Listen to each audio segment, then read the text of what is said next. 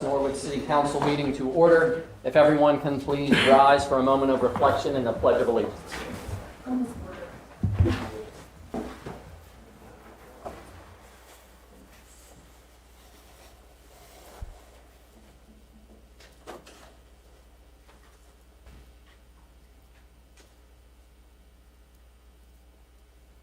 Thank you.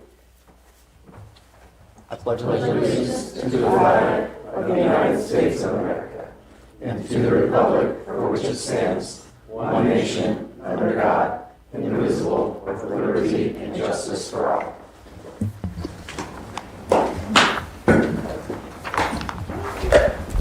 Call the roll, please. Mrs. Franzen. Here. Mrs. Hoover. Here. Mr. Robbins. Here. Mrs. Bowling. Here. Mr. Moore. Here. Mr. Girton. Here. Ms. Sullivan. We have all members present this evening.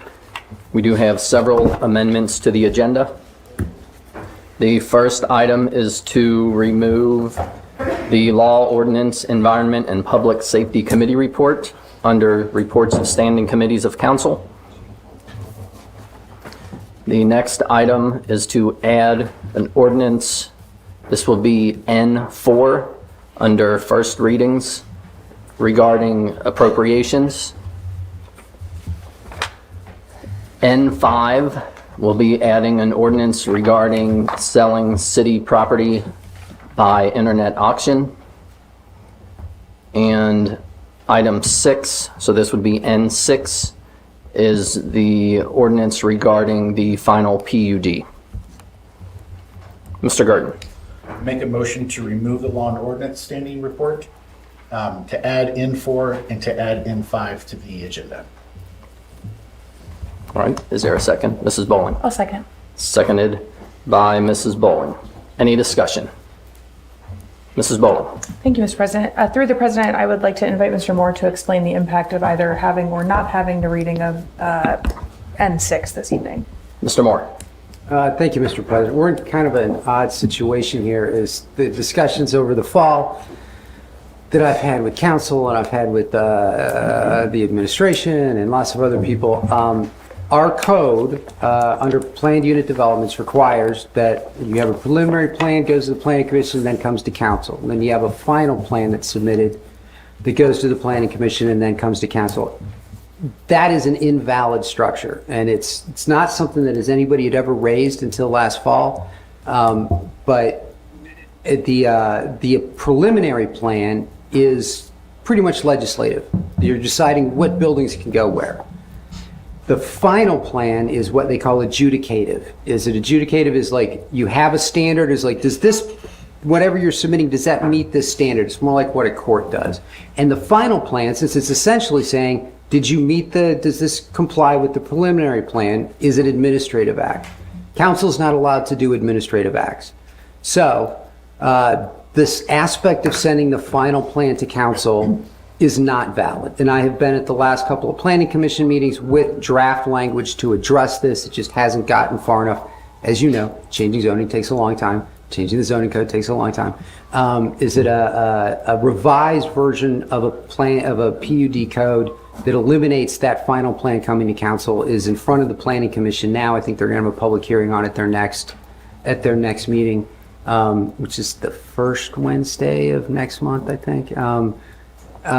So as a practical matter, so let's say if this went the way the process is everybody thought, and it has in the past, to say, okay, with the final plans coming to council, we have a public hearing.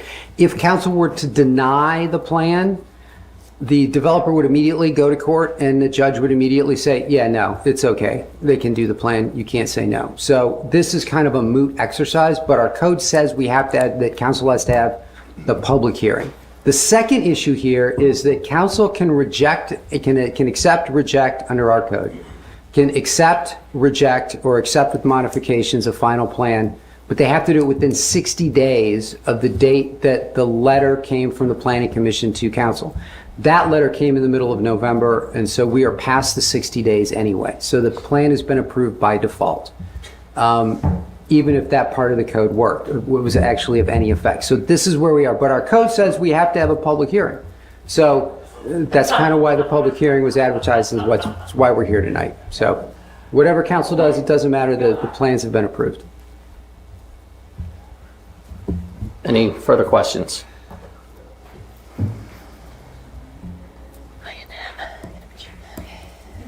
All right. The motion on the floor by Mr. Gerton and seconded by Mrs. Bowling is to amend the agenda to remove the Law and Ordinance Committee report, add the appropriations ordinance, and add the resolution regarding selling city property via internet auction. Call the roll, please. Mrs. Franzen? Yes. Mrs. Hoover? Yes. Mr. Probbins? Yes. Mrs. Bowling? Yes. Mr. Moore? Yes. Mr. Gerton? Yes. Ms. Sullivan? Yes. All members present voting yes, the motion carries. Moving on to next item on the agenda, that is meeting minutes of previous meeting, and those are the January 27th meeting minutes. Mrs. Franzen, I move that we accept the minutes, receive and file as read. motion to approve? Approve the minutes. Yes, thank you. Mr. Moore, Second? seconded by Mr. Moore. Any discussion? Call the roll, please. Mrs. Franzen? Yes. Mrs. Hoover? Yes. Mr. Probbins? Yes. Mrs. Bowling? Yes. Mr. Moore? Yes. Mr. Gerton? Yes. Ms. Sullivan? Yes. All members present voting yes, the motion carries.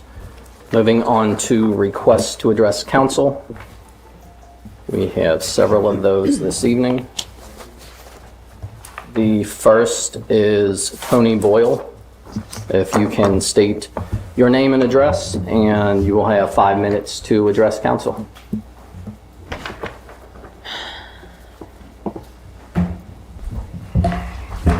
Name's Tony Boyle, 2739 Robertson Avenue.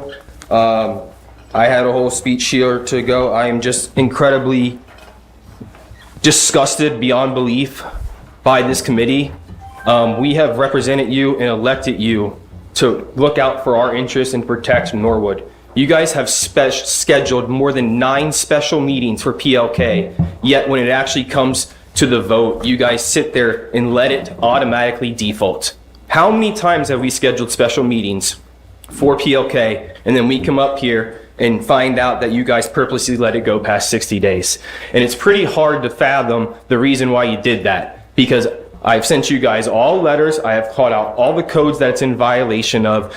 Planning Commission knows that certain things have not been met. Violations are still in order. You knowingly and willingly passed this through Planning Commission knowing there was violations and that did not meet certain code. You guys all knew that. And now we're here today and you guys are telling us that it automatically is passed by default. It's just a gross slap in the face to all the Norwood residences, the amount of time and effort that we have spent here and spent in this council, and then you guys come up here and tell us that we don't even get the opportunity. First and foremost, again, you guys have failed to provide proper notice on every single PLK meeting. Currently, 2741 Robertson Avenue is a minor PUD.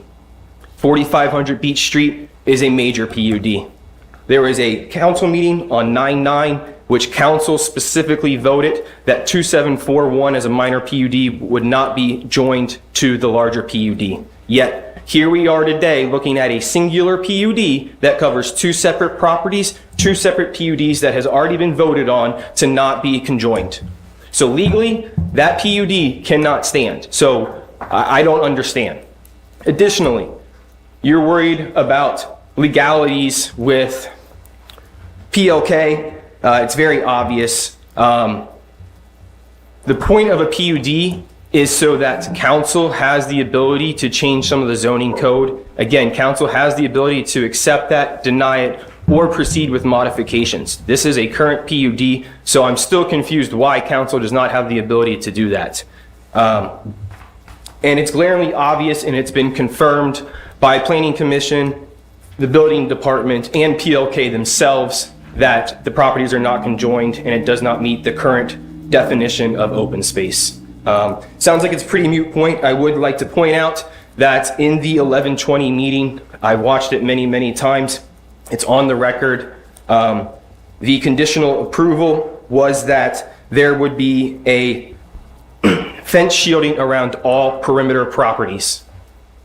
That was confirmed, and that was the commitment that both the mayor made, planning commission made, and PLK made.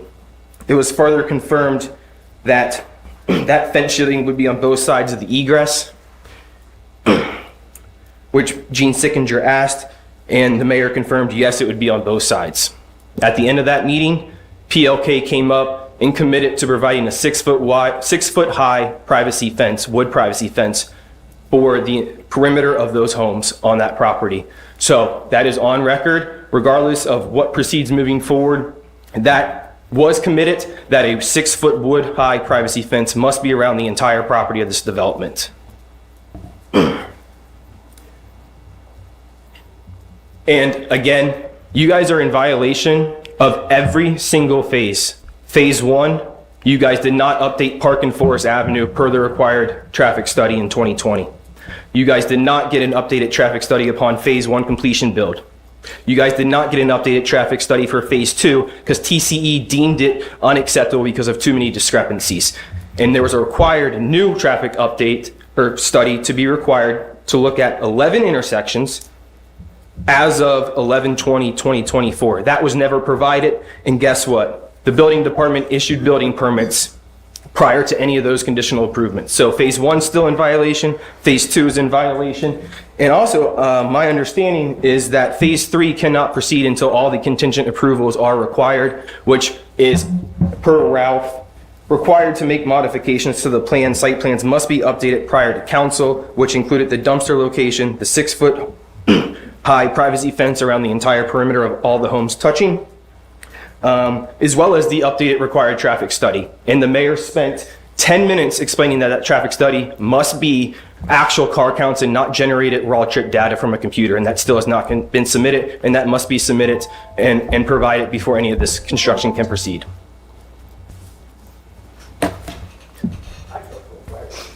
Our next request to address council is Andrew Powell Jr.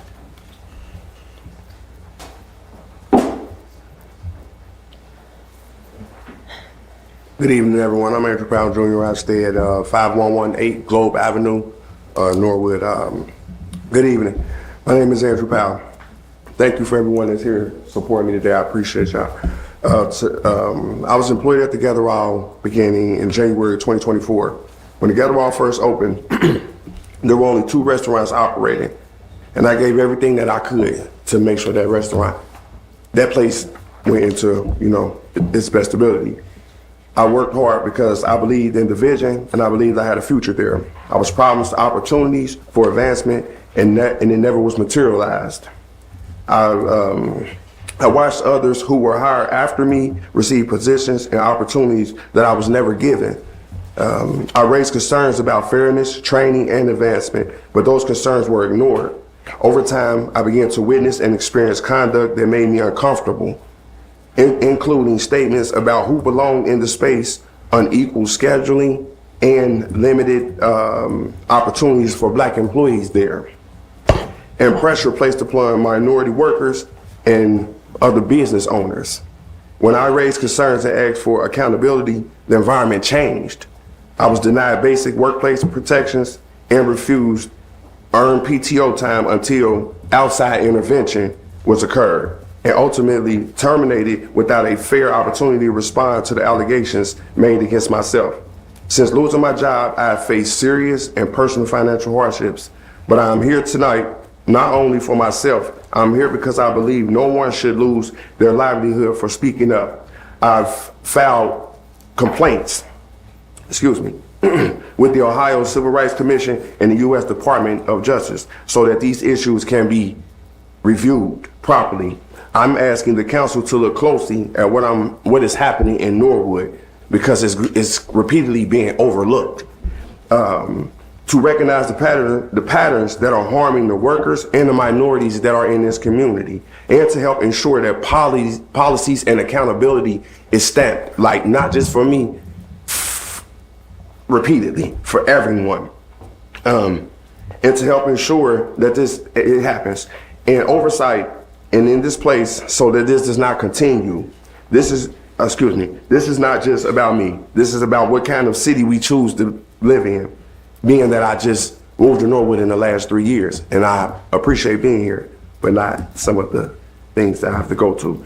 It is, so I just want to say I appreciate y'all for taking time and listening to me. I hope that these issues are addressed, because it's like I'm facing some hardships that like, I dedicated myself deeply to Factory 52, the gather all back there, to be let down. And I am facing homelessness and other things due to being let go from there and feeling that I've been blackballed as far as employment.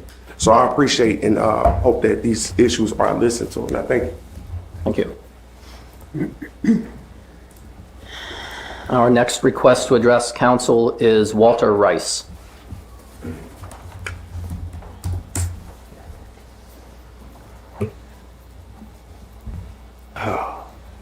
Good evening, Norwood City Council and those viewing this broadcast.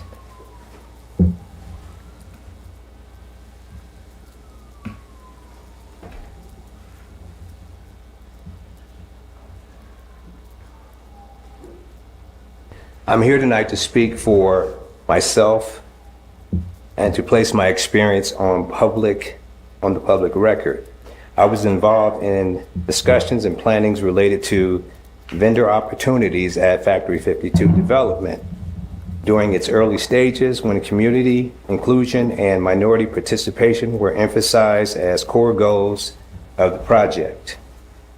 Based on those representations, I invested time, effort, and resources in preparing for what I understood to be a genuine opportunity to participate as a vendor. Over time, however, the terms and expectations changed in ways that were not clearly explained or applied consistently. Requirements that were initially described as flexible or unnecessary later became mandatory. Support that had been discussed was reduced. Opportunities that had been encouraged were delayed or withdrawn. When concerns were raised about fairness, transparency, and equal treatment, those concerns were not resolved. Instead, access and opportunity became more uncertain. I am not here to accuse individuals or to litigate contracts. I have filed formal complaints with the Ohio Civil Rights Commission and the U.S. Department of Justice so that these matters can be reviewed through the proper legal process. I'm here to ask this council to recognize the importance of transparency and accountability and publicly support developments to ensure that minority entrepreneurs are not placed at disadvantage after years of good faith reliance on community commitments. This is about fairness, access, and whether opportunities offered to the community are honored consistently. Thank you for your time. Thank you. Our next request to address council is Jim Lynch. Next request to address council is Brian Jones.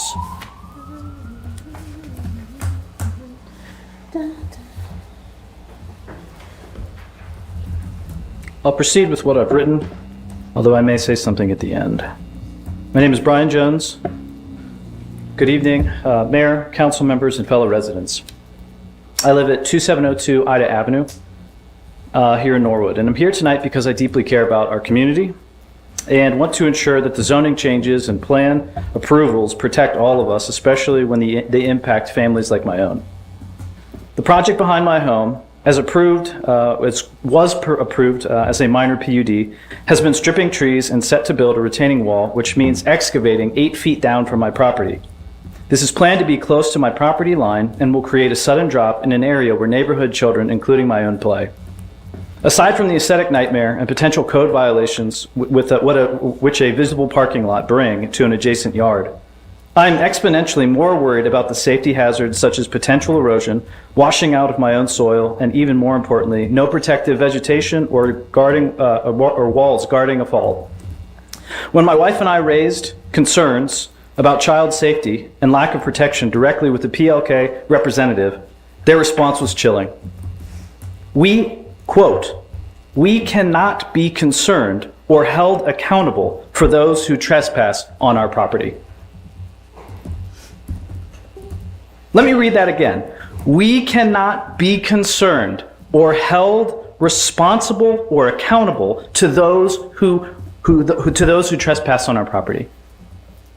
This indifference, which exemplifies their attitude and behavior, dismisses neighborly responsibility. This shows why we need strong zoning and safeguards. Please, as there is any opportunity in the future, which it seems like there isn't at the moment, finalize any changes or further planning with residents' right front and center. Enforce buffers between zones, require safety measures like guardrails, and uphold erosion controls. Our families deserve a process that prioritizes safety over unchecked development. Aside from this, now hearing this new news, one thing that I do want to say is it seems like on this project, when it comes to the council and members here, what we have seen is one of three things: incompetence, negligence, or being in the pockets of PLK. And as a result, all rulings, all things that have gone in a certain direction have all been on PLK's side. And so I think that there's a responsibility I think that should hold with you guys as you proceed forward addressing some of these concerns that people have issued. I'm done. Thank you.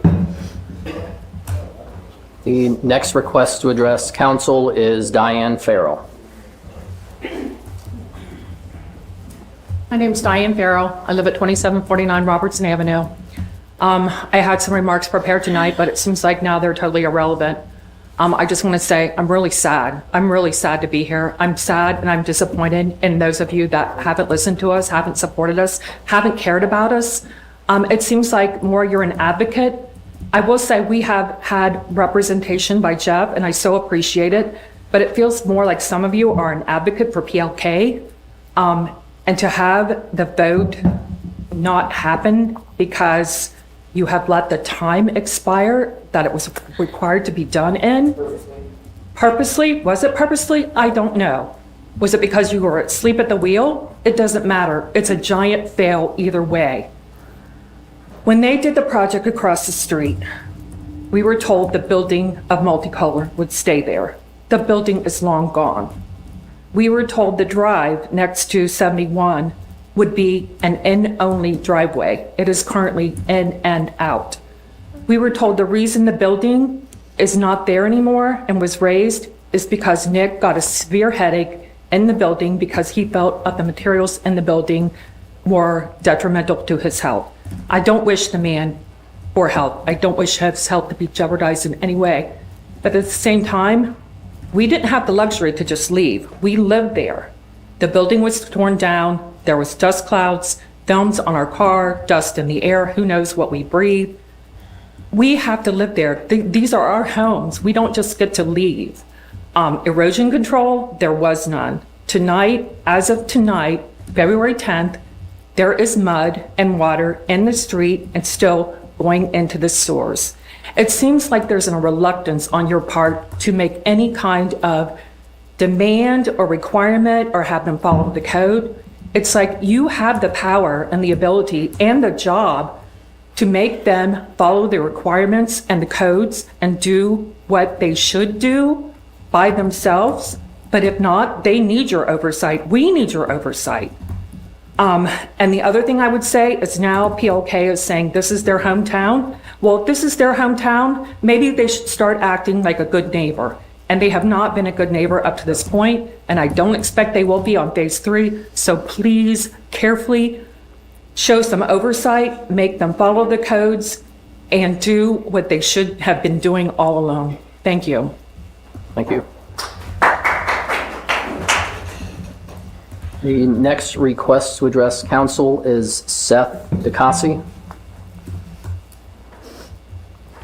My name is Seth Ducasse.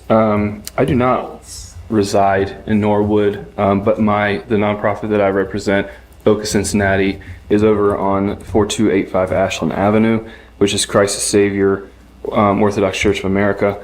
I just wanted to come tonight to introduce myself as the new director.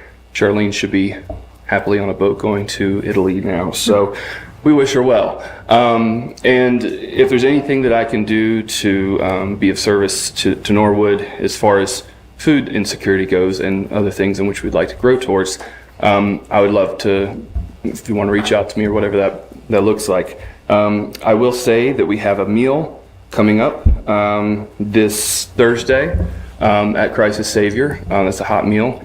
We serve at 5 p.m. And then Friday we have our food pantry as well from 10 to 1. So those are the upcoming dates. And then I'll remind council and everybody present and watching that we kind of follow the same cadences as schools. When there's a shutdown because of snow or anything other weather related, that's typically when we don't have a meal, just for the safety of not only our guests but also the volunteers.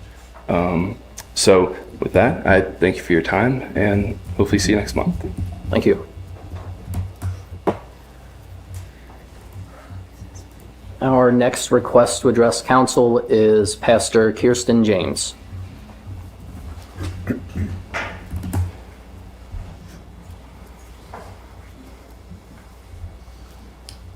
Good evening. I am Pastor Kirsten James. I am a resident of Norwood, 4305 Ashland Avenue, and have lived here for about 20 years. So today I just wanted to share with you some points regarding the month of February. Everybody knows we celebrate Valentine's Day, but we also celebrate Black History Month, which often is overshadowed by Valentine's Day and such. But I wanted to share with you Carter G. Woodson was a pioneering American historian, author, and journalist known as the father of Black history. He was born to formerly enslaved parents. He became the second African American to earn a Harvard PhD in history. Woodson founded the Association for the Study of African American Life and History in 1915. And established Negro History Week in 1926, which later expanded into Black History Month. Black history is everybody's history. It's not just Black history. History in itself, the events, the impact that all events of history have, they are for everybody in this world. And so Black History Month is for everyone. I just wanted to say that to you all and share just a couple other points as well. Phyllis Wheatley was a young girl about the age of 8 who was kidnapped from Africa and sold into slavery in Boston and was bought by a man named John Wheatley for his wife to serve her. His family educated Phyllis Wheatley. She became very versed in Latin and Greek. And then she published, she was the first African American to publish a poem at the tender age of 13 in the colonies. In 1773, she also published a book of poetry, and it was called Poems on Various Subjects, Religious and Moral. So people of color, Black people, we do have value. We have various things that we contribute to our history. Another point is Dr. Charles Drew, who was known as the father. He was an African-American surgeon who was known as the father of the blood bank. He actually pioneered techniques to store blood and plasma that saved many lives during World War II. In 1942, he became the first director of the American Red Cross Blood Bank. And in 1940, he actually helped to store and ship blood plasma and blood to Great Britain that helped to save lives of many soldiers. But in 1942, he resigned because there was a directive that was given by the Red Cross that said that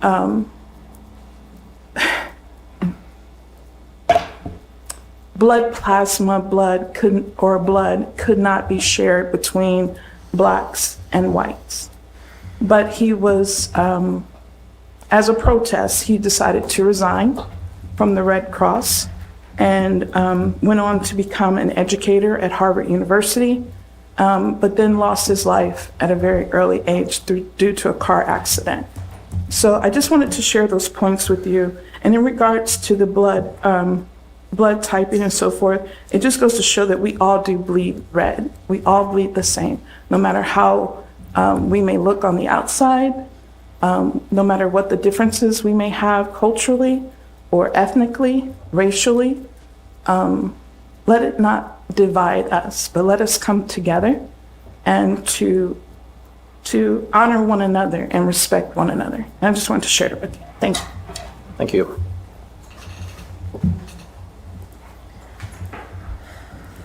Our next request to address council is Bridget Davis.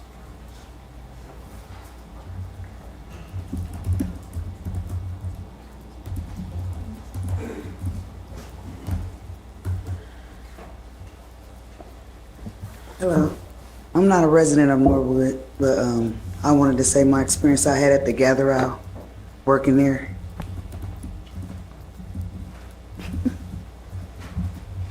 It was unpleasant. I was treated poorly. I will never treat someone like that, especially to work with someone as part of management that does nothing for their employees and expect them to show up every day to work and do the best that they can. It just wasn't.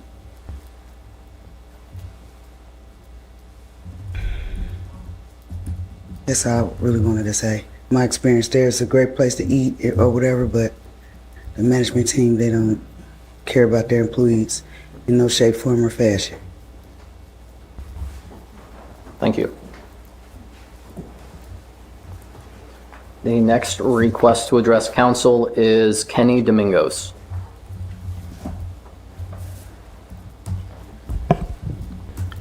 Kenny Domingos, 4305 Ashland Avenue.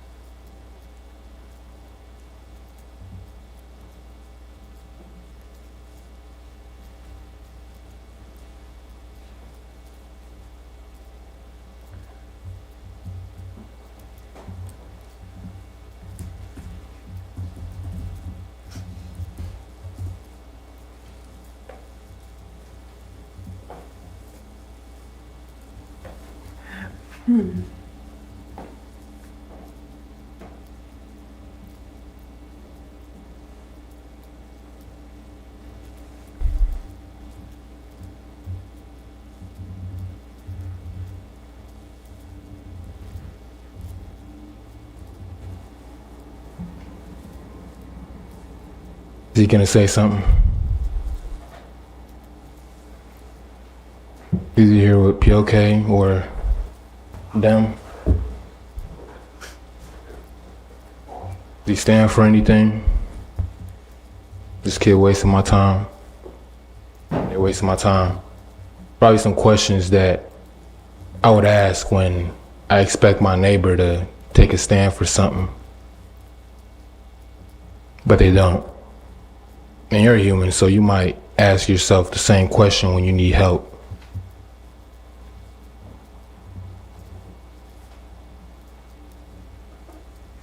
You know, how am I supposed to trust my leaders, you know, my elected leaders and council members when they don't say hello when they walk in to me, you know, personally? It's a simple thing, you know, but that's why we teach our kids manners, because there's a right or wrong, you know. And, you know, sir, I'm not here for Black History Month. I'm here because I take a stand in the right when there's a divide between the right and the wrong in our community. You know, and just the one that is history in the making, I just can't contain, you know, celebration in just 1 month. I don't understand why I would do that, personally.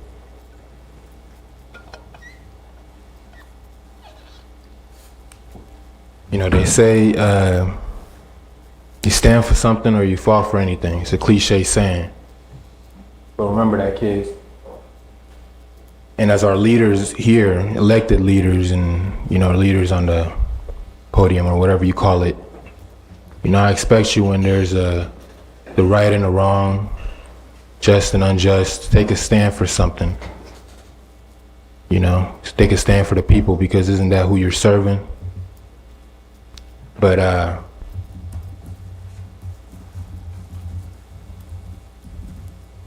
that's all I wanted to say. Thank you. Thank you. The next request to address council is Darius Tweedy.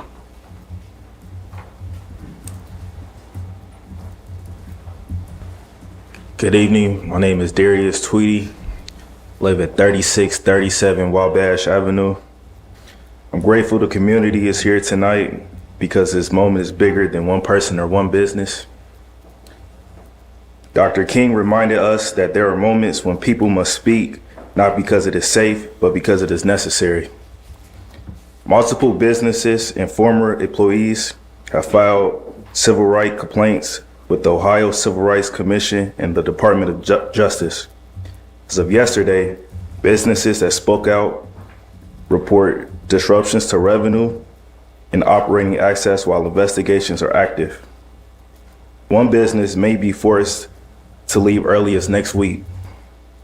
I want to be clear. I'm not here to accuse. I am here to ask the council to ensure transparency, discourage retaliation, and I'm here to ask to protect the livelihoods while the legal process runs its course. Dr. King also taught us that justice cannot wait for a more convenient season. We are asking for fairness, not favors, for protection, not privilege, and for the space to reach resolution without irreversible harm. Thank you. Thank you. The next request to address council is Ramon Tweedy. First, I'd like to thank my Lord and Savior, Jesus Christ, for giving me this opportunity to speak to you tonight. My name is Ramon Tweedy. I want to put one point clearly on the public record. In September, I came to council for help. I raised concerns about safety, fairness, and interference with my business. I asked for mediation and oversight, not confrontation. What followed was not resolution. What followed was escalation. After I asked for help, my business experienced enforcement pressure, loss of access, revenue systems, and actions that now threaten whether we will be still operating next week. I am not here to argue facts or assign blame. I'm here to say that asking for help should not make things worse. I respectfully ask council to ensure transparency, discourage retaliation, and make sure no business is pushed out while investigations are still going on. Thank you. Thank you. Our next request to address council is Sunny Renee James. Good evening, council. I am Sunny Renee James. I live at 4305 Ashland Avenue. I am a student of Norwood and a resident as well. Many of you may know my parents, Bishop and Pastor James. Norwood itself has come a long way in the positive area, but there are still areas we need to work on. I'm here on behalf of the youth. I am here on behalf of myself and my community. When I think of a community, I consider it a family. But a lot of times with Norwood, the community isn't together as a family. And the one thing I find interesting is people talk about coming together, being together, but they don't take action to do it. My father, Bishop James, has started the Called into Action. If you want to take action, be a part of it. There have been so many times when the lives of the young children, the youth, have been threatened. And earlier this year, a young girl was killed in a park at night with no lights. And I say that to say we have no protection, or very little protection, for our young children. Me, myself, I'm only 14. But I've grown up in the way of a leader. I have grown up under leadership. And I just want to point out, you all have been elected, as you already know. You have been elected by the citizens of this community to represent us.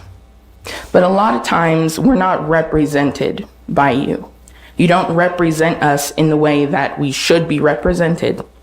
And I'd like to point that out as a youth, because there are many people who are not here right now who will not point that out, but I'm not afraid to. There are many of you sitting here right now that you are paying attention. You are listening to me.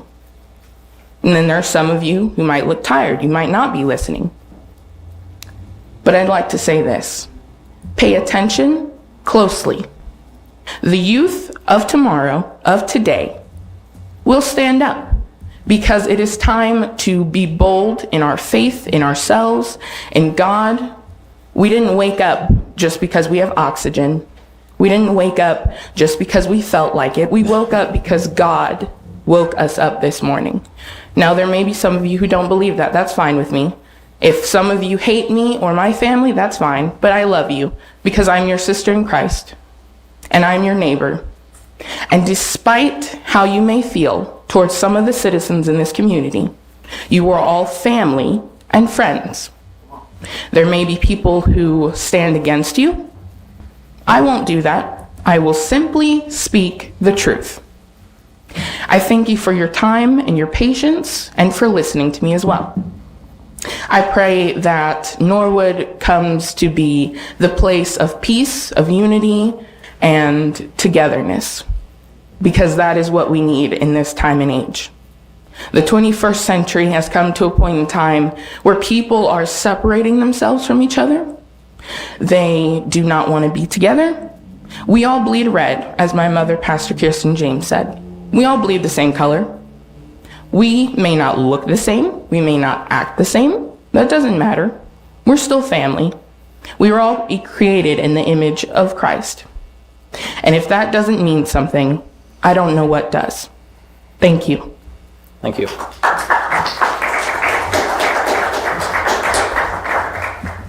Our final request to address council is Bishop Sonny James. To God be all the glory. Bishop Sonny James, 4305 Ashland Avenue. Let me first address residents. I have been the biggest advocate, or one of the biggest advocates, for businesses in this community. But I'm a bigger advocate for the people. I have come to the point in my life where I've had to apologize to people. I've had to make some changes. I've had to concede on some things. But there's one thing that I'm not going to ever compromise over, and as you've heard me say many a times, even over my dead body. When I hear my residents express frustration that they're not being heard, when I hear residents, I can't help how I talk. He needs to lower his Okay, voice a little yes. So, like I said, when I hear my residents crying out for help to be heard, let me get right to the point to help escalate this. I'm an advocate of peace. As the bishop, I'm an advocate of love. I'm an advocate of unity. And I have come before this council countless amount of times, asking, pleading, begging, even those of you who don't respect by looking at people. You can't say hello if you can't even look at somebody. But let me stand before you now. There are injustices happening in Norwood, Ohio. When I've done my marches, you all know, the mayor knows, I have intentionally and deliberately not opened it up to the general public. Because my role in Norwood is to love my neighbors as myself. And as you watch the TV, you see when marches happen, they don't always go the way we want them to. And you certainly can't stand up and tell any of the marchers, can you tone down out there on the street, pal? I want to stand before you now. And I want you to hear me and hear me loudly. Today, there are but just a handful of us here. But real soon, I will be calling for a statewide march in protest to all the injustices.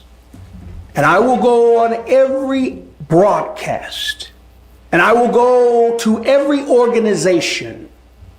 I will go to every community and let them know justice is for everybody. I have tried to make sure that Norwood was put in the best light possible. I no longer care what anybody thinks about me other than knowing that I stand for what's right. And many of you I've become peers with. But when I see people not being treated fairly, years ago I called in the Department of Justice. Most of you know that. Well, they're coming back again. But this time, I don't care if it's city administration, I don't care if it's anyone in this room, anybody who has participated in helping especially those underserved people in our community feel left out, disenfranchised. I will not stop until every person who decides that they can be better than somebody else is spoken to. I encourage you, don't lie to the federal government. It might not work out so well for you. So you don't have to question. Neighbors, I represent you. As far as POK, I've been an advocate, but we've got some things that need to be changed.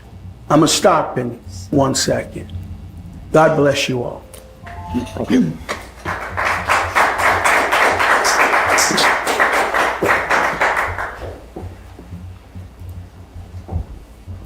Next item on the agenda, we have a public hearing. On November 20th, 2025, the Norwood Planning Commission held a special open meeting regarding item number 2 of the November 20th, 2025 Norwood Planning Commission agenda. Mick Oakes, associate developer with PLK Communities, is submitting a final planned unit development, PUD, plan for the property south of Robertson Avenue, known as 4500 Beach Street, Norwood, Ohio, 45212.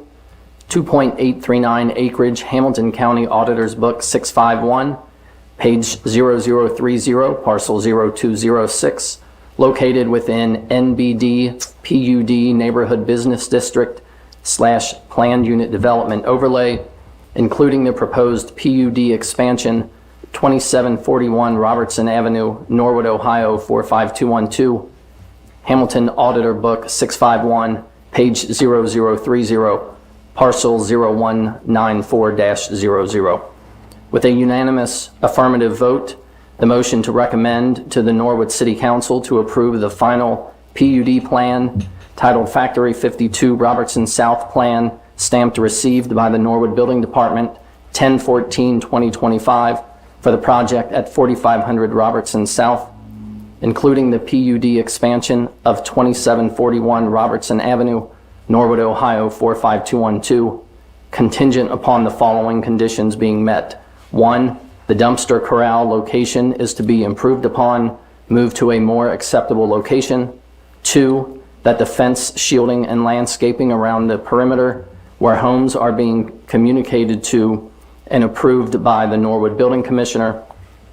3, that a traffic study focused on Beach Street and Kenilworth Avenue and recommendations for improvements, if warranted, shall be implemented and provided to the City of Norwood Building Department for review by the city engineer. I will go ahead and declare this public hearing open. Anyone to speak in favor of this matter, please step forward, state your name and address. Anyone to speak in favor of this matter, please step forward. Anyone to speak in favor of this matter, please step forward.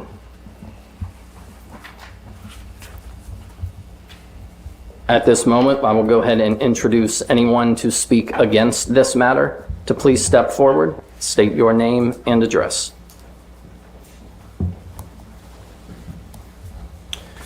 Pretty sure you're aware of my name and my address, but it's Tony Boyle, 2739 Robertson Avenue. First and foremost, I would like to seek clarification regarding what Keith Moore stated, that if if council doesn't vote within 60 days, that it automatically defaults. Nowhere in the code does it say that it automatically defaults. So I'm curious where that language came from, because nowhere in the code does it say it automatically defaults.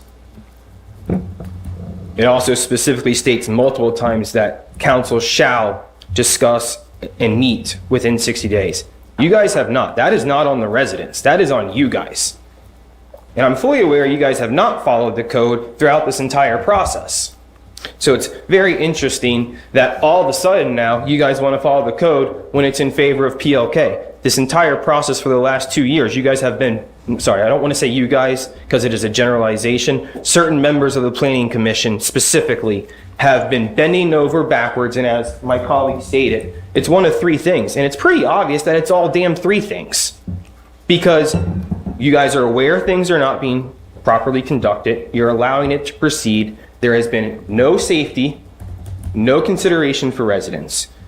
The code, which I'm referring to, which Keith Moore is referring to, which again does not state that it automatically defaults, is 1155.14. It also states that upon mutual agreement, the applicant and council can request an extension. I know you guys did that before with PLK, and you did that in a public forum, so I'm curious why today you guys did not request for that agreement in a public forum as well, because you guys did it in the past. So why are we changing the rules now when they benefit PLK? Can I get an answer to that question, Mr. Keith Moore? This is a public hearing for you to share your comments in favor or against the matter. Okay. So we're going to follow the zoning code when it works for you guys, but when it's in favor of the residents, we're going to basically screw all the residents. And again, I'm sorry if I'm generalizing because I'm frustrated. I think all of you guys would be frustrated as well, dealing with 5 years of constant construction with another 3. I'm surrounded on 3 sides. I have no privacy anymore. I have no sense of peace and quiet anymore, and I have no sense of safety. I've been up here for 2 years. I can't even get a damn speed bump put in on Robertson. And you're telling me that John Godey and TCE approved traffic studies when there's 5 different intersections and points of traffic within 100 yards? I would love to see that information. I will be submitting a formal request for that information, because you have an egress, you have 2 egresses in phase 2 that come onto Robertson. You have 2 lanes of traffic for Robertson, and now we're going to have an egress coming out of phase 3. So there is 5 points of traffic, different directions of traffic that we have to fight. And you're telling me that's safe and that's been approved by John Godey and TCE? I highly doubt it. I would also like to request clarification. I will be following up an email. Is when did you guys actually receive the Planning Commission's recommendations?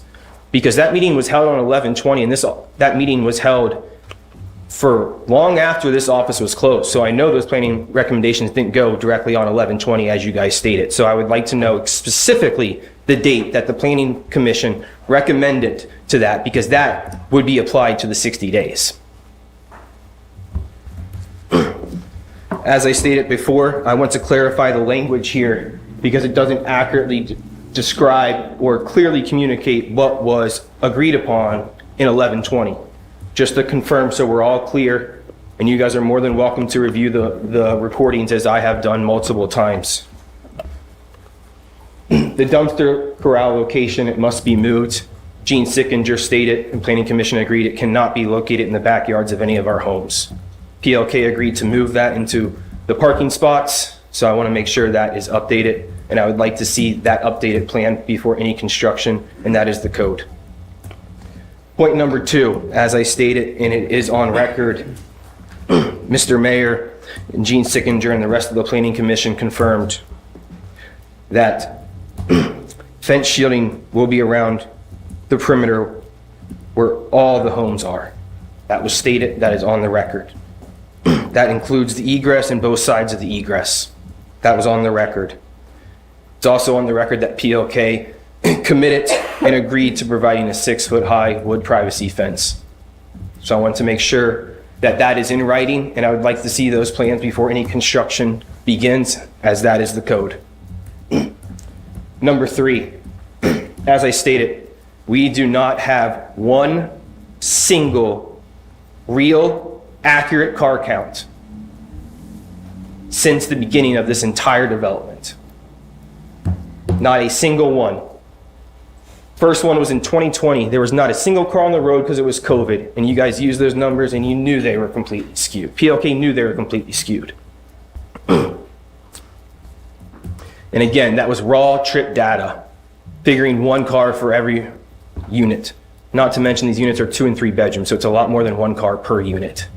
The next traffic study was provided in October 2024, which I already stated was deemed insufficient because it had too many discrepancies by TCE.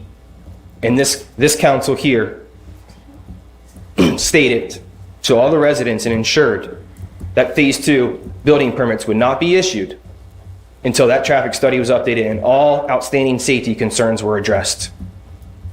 Yeah, that's a year ago. There still ain't nothing on file. Let's get to phase 3 now. Another traffic study was required. There has been no traffic study submitted as of 2/6. And I find it very disrespectful that the building department wants to send me the traffic study from October 2024 and try to tell me that that is an updated traffic study. I have all the documentation, I have all the records, I have all the proof of all of this. So don't insult me by trying to send me a 2024 traffic study and trying to claim that it's from 2/6. So, as this states, all 3 of these must be completed and submitted to council and must be available to the public before any construction begins on this property. Again, I will be seeking further information as to how and why we are allowed to have a singular PUD on 2 separate properties that are a minor PUD and a major PUD that have been voted by council not to be consolidated on 9/9. I will also be seeking clarification regarding the November 5th Planning Commission meeting, when in fact, Planning Commission didn't approve the final PUD at Planning Commission when they had a majority of votes, and then all of a sudden you guys not you guys, some members here, schedule a special meeting 2 weeks later and vote on it. Why do we re-vote on something that was already voted with a majority vote? Again, it's just an example of you guys, sorry, keep generalizing. Certain members of council and planning commission want to contradict the code when it's relevant to them and relevant to PLK. Again, you guys are elected. We have youth here. We look up to you guys and expect you guys as a representative of this city to do what's best for us and protect us. We're not asking for anything outside the norm. We're asking for codes to be followed, processes to be followed, and general safety to be considered. It's not that hard of a request, and we have been failed at every single step of this process. Every single step of this process. I will also be reaching out to the Norwood Fire Department as they approved these plans based off of a singular PUD. That PUD is not an accurate representation of these two properties since they are not consolidated. And I've stated this before, and I've stated it multiple other times. These are separate PUDs, so I will be reaching out to the fire department in regards to that because the major PUD at 4500 Beach Street does not have an egress road within that PUD. Additionally, I'll be reaching out to the fire department regarding the garage widths. The Ohio minimum standard for garages is 20 feet. The recommended standard is 24 feet. These garages are 18 feet. There's going to be 96 cars in this development. A lot of those cars, you ain't going to be able to fit 2 cars in an 18 wide garage, and there's only 15 extra parking spots. Where are all the cars going to park? Norwood Fire Department already confirmed they can't park on the internal roads, and Norwood Fire Department already confirmed they can't park on the parking pads because then their fire trucks can't get through. So again, we're not asking for a lot. I mean, we're asking for bare minimum safety, and we can't even get that. Can't get speed humps, can't get traffic studies, can't get speed radars. I mean, we can't get anything. And then all of a sudden, we're going to bend over backwards for PLK.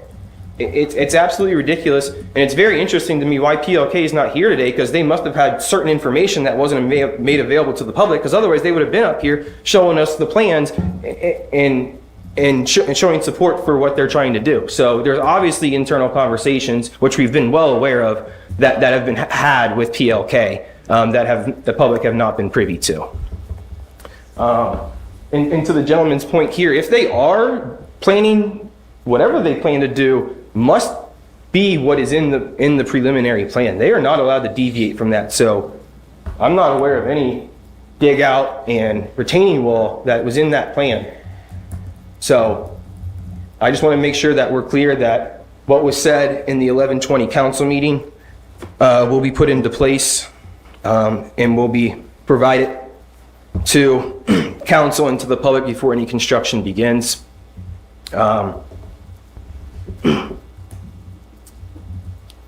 And you know, unfortunately, like I said, you know, we have been here for many, many hours and many, many meetings. If this was your plan all along, why the hell waste our time?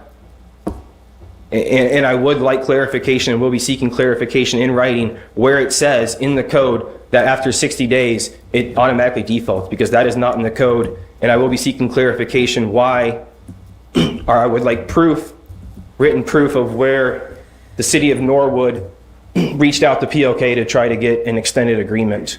Because last time, like I said, you guys extended their timeline last time in a public forum, but now all of a sudden, you know, we don't get that public information. So again, it's just a real bad situation for Norwood, Ohio. I think it degrades a numerous amount of trust. There has been certain individuals on Planning Commission that I would like to applaud for standing up for residents and actually pointing out issues of concern, as well as members on this council. But it is clear and obvious that there are members on Planning Commission that are not holding PLK accountable and are not upholding their oath. Negligence, it can just go on and on. You know, probably can't change what's been done now, but I would like clarification on where that default is. And like I said, I do have all the documentation dating from back to 2020. So appreciate your time. And I'll be making sure to follow up on all that public information before any construction begins. And I would like to follow up that Ralph will be providing, as Ralph stated to me earlier, a letter to PLK, because what I'm not going to allow happen is for them to start construction at 6 in the morning and work through till 1:30 in the morning. 1:30 in the morning, they were out there stamping concrete. 6 a.m. to 1:30 in the morning. Nothing gets done about it. Absolutely nothing gets done about it. PLK has walked all over this town, and certain members have allowed it. The point of a PUD is so that you guys can control and regulate what gets done in here to protect the residents and protect safety. And certain members of Planning Commission and Council have absolutely failed that and have failed at their job. Thank you.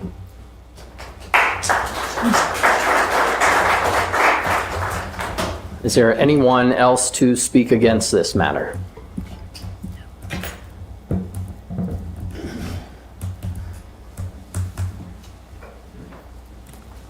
Bishop Sonny James, 4305 Ashland Avenue. in what I have oftentimes referred to as the greatest community in the country. The Bible says that I'm to give honor to whom honor is due.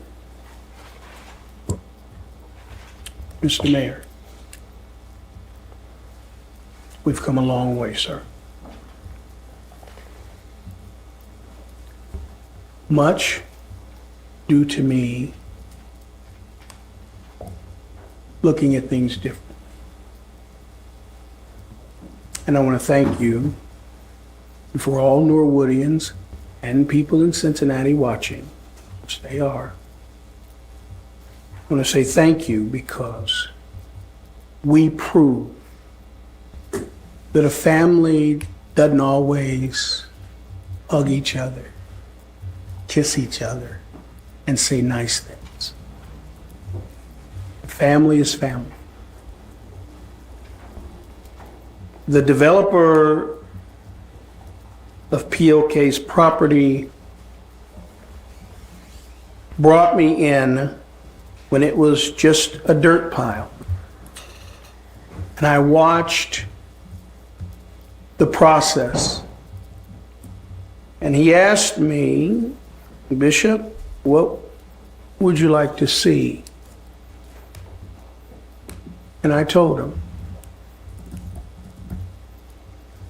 And I believe that he met most of those things. So I applaud him. I've oftentimes used the word talking to him. I love you, brother. I've oftentimes assured him that I would stand by him. I've oftentimes encouraged minorities to throw their hat in the ringer, trusting that PLK had every intention to do things the right way. When we look at number 3 for the traffic study, I am not one who can turn a deaf ear or a blind eye to realities. So before I challenge, I wanted to make it a point that all of you watching can hear it straight from the person's mouth. That I love my community.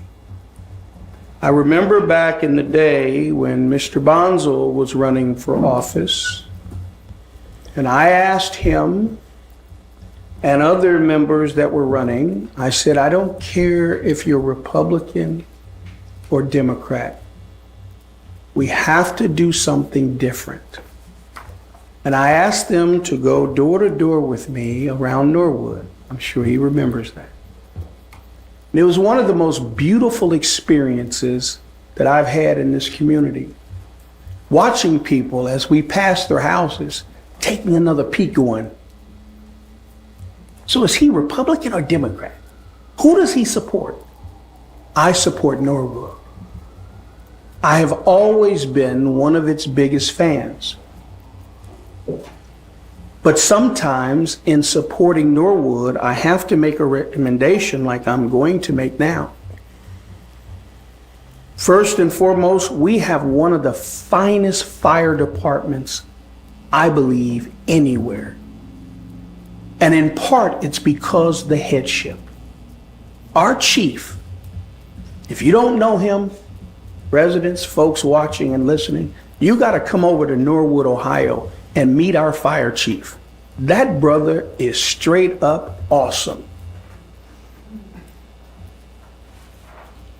There are many people, many young officers on our police force that are absolutely phenomenal. But with that being said, I'm going to call for an all-out audit and review for safety protocols.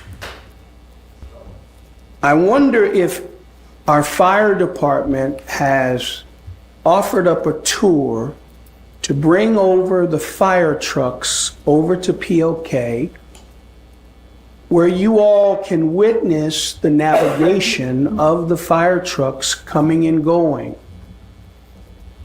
so that we can prove whether it meets safety protocols or not.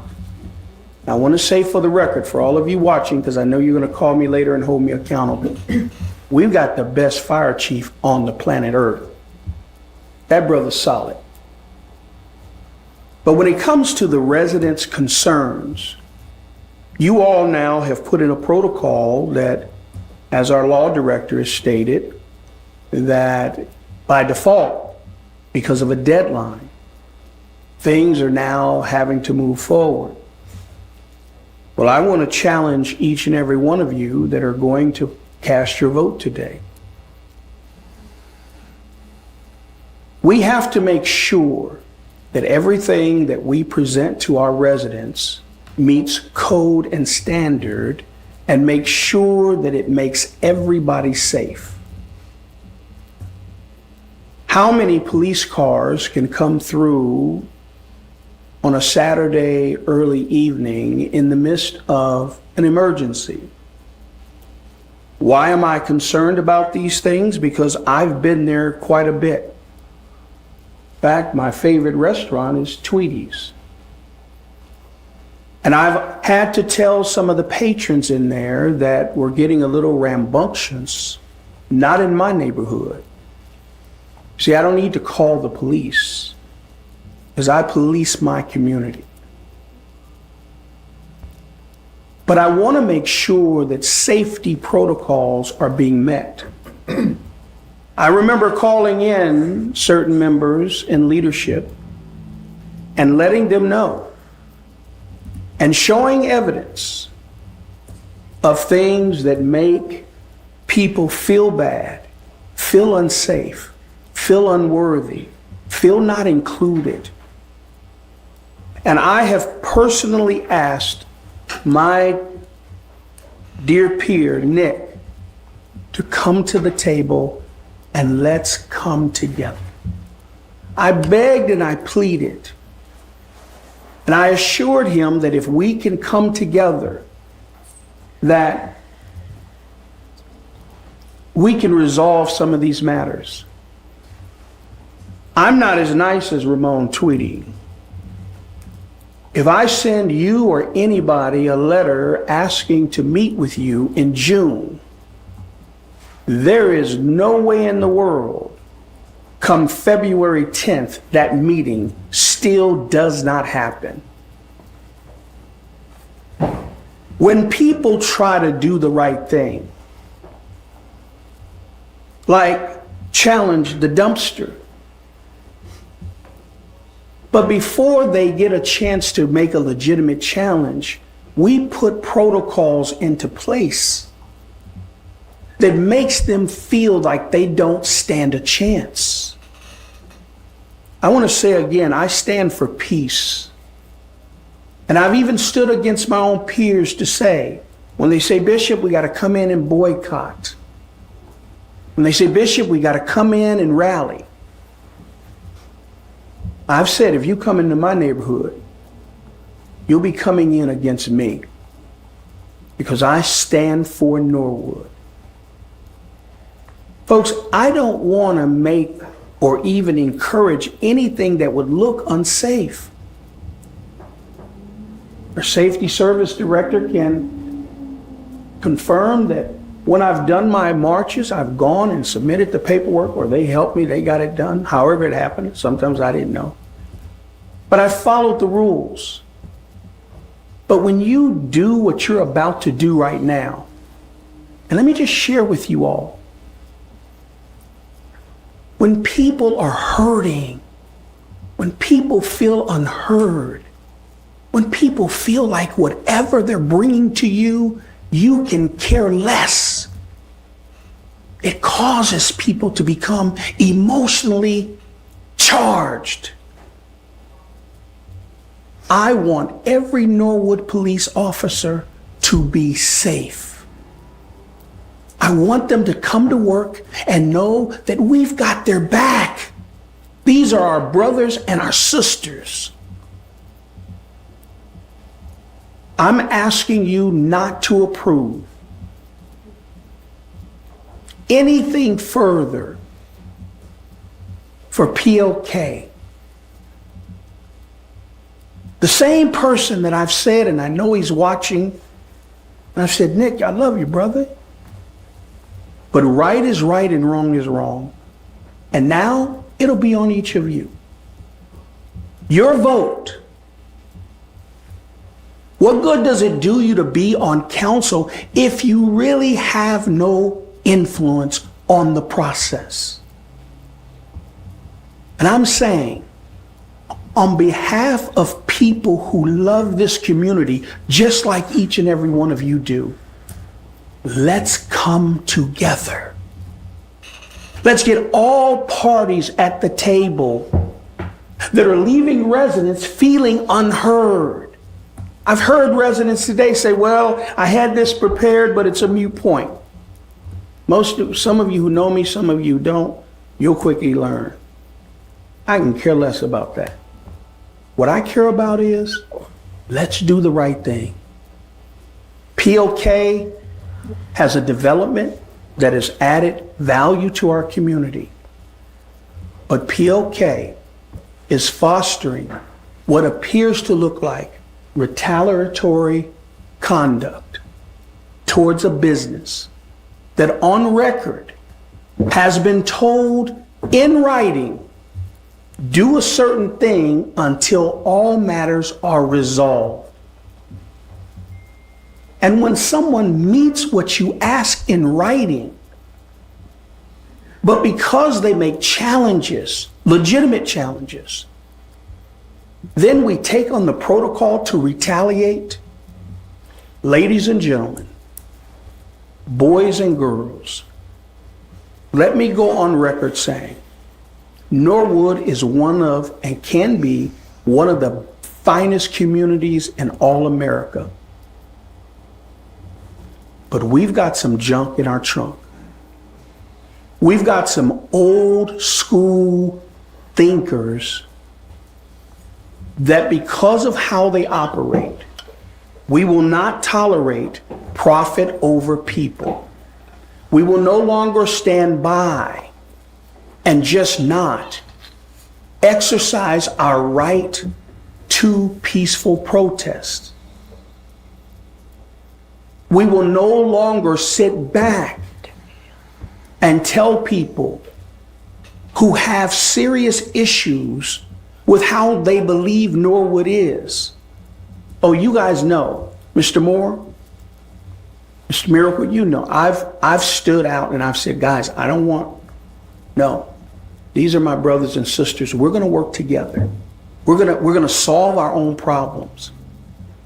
And I've been ridiculed.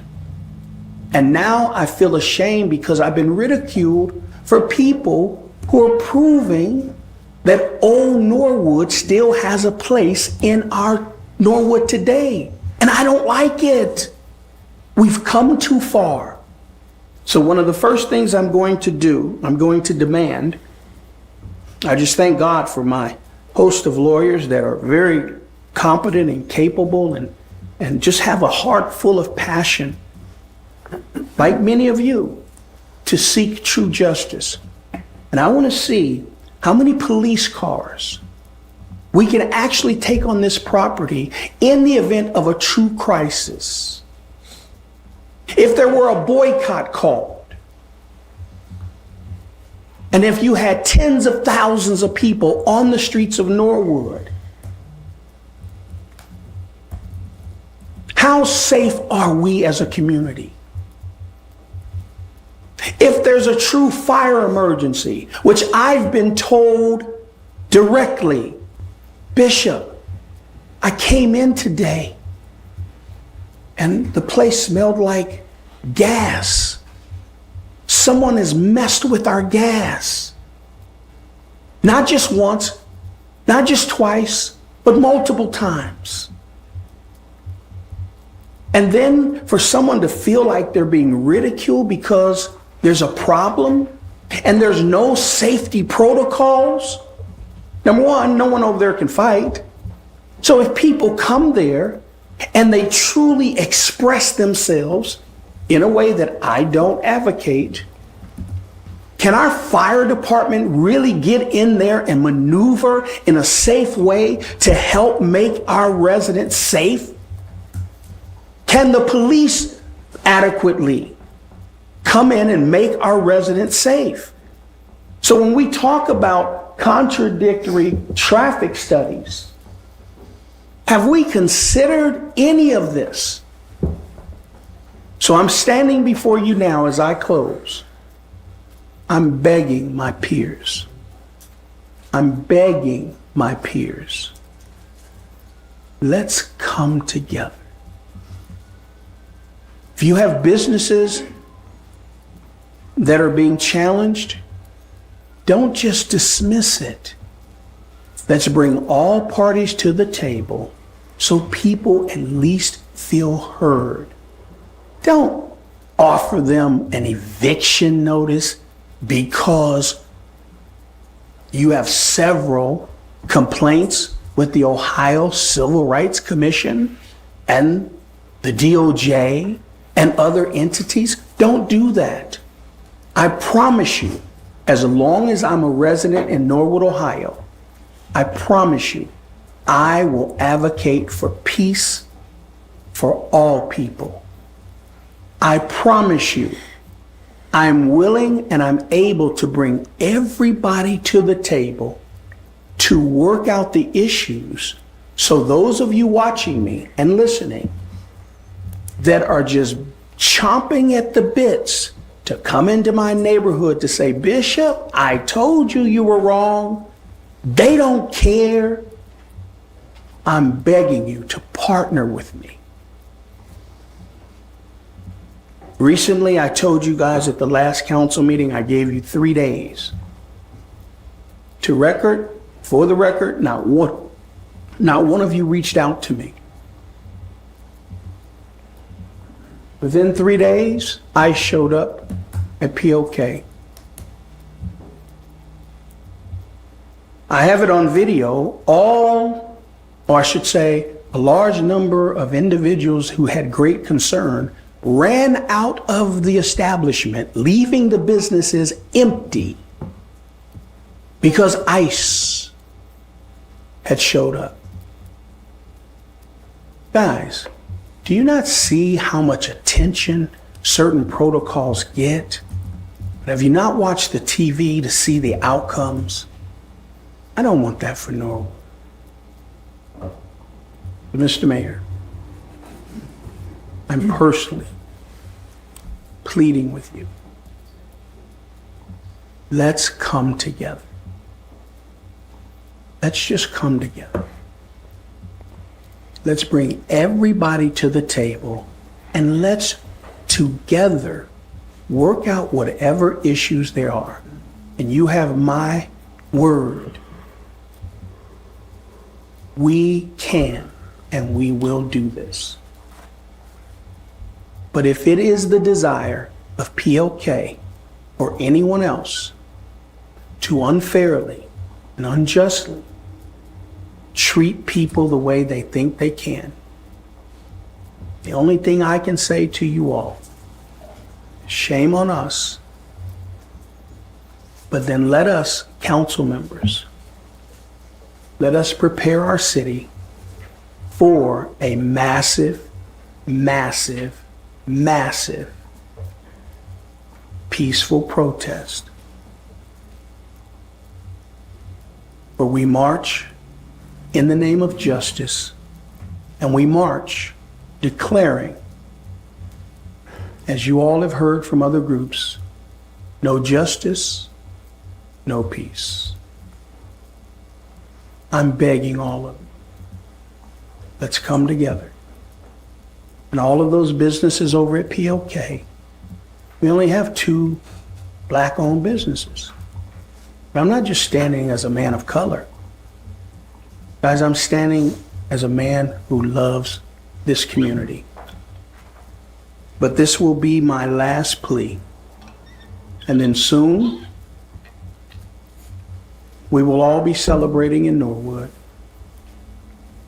because we're going to win, because as most of you know, I've been here Bishop for James, years. just to confirm, closing. this is a public hearing to Yes. speak in So- favor or against Yes, this yes. matter, Well, and you have I am deflected away totally- from that. I'm totally against. And I'm stating for the record, I'm asking council, and thank you. Thank you. I'm asking council to reconsider, and before you make a vote, go back to our law department and ask the law director to show us proof that the 60 days, all parameters have been met. Because at the end of the day, when others come in and ask, they're going to have a right to find out the truth. And if we haven't crossed our T's and dotted our I's, we're going to be in trouble, guys. So God bless you all. But tonight, I'm pleading with you. Show all of the residents that are watching, show all of those folks that are watching that they're on board with whatever is right. And so are you. God bless you all. God bless Norwood. God bless all of our residents. God bless each of you as city leaders and administrators. And I'm begging you, let's come together, because some of you know we could have brought the hammer down a long time ago. But I promised certain people, and I gave them my word, I would not participate in that. And I've held true to that. But now, it's up to you guys. God bless you, and let's come together. Is there anyone else to speak against this matter? I'll keep this quick. Brian Jones, 2702 Ida Avenue. To be honest, I don't know for or against. I'm not a lawyer. You guys have these meetings, and so I'm not sure which way I stand. I'm not sure which way I should be addressing this, to be honest.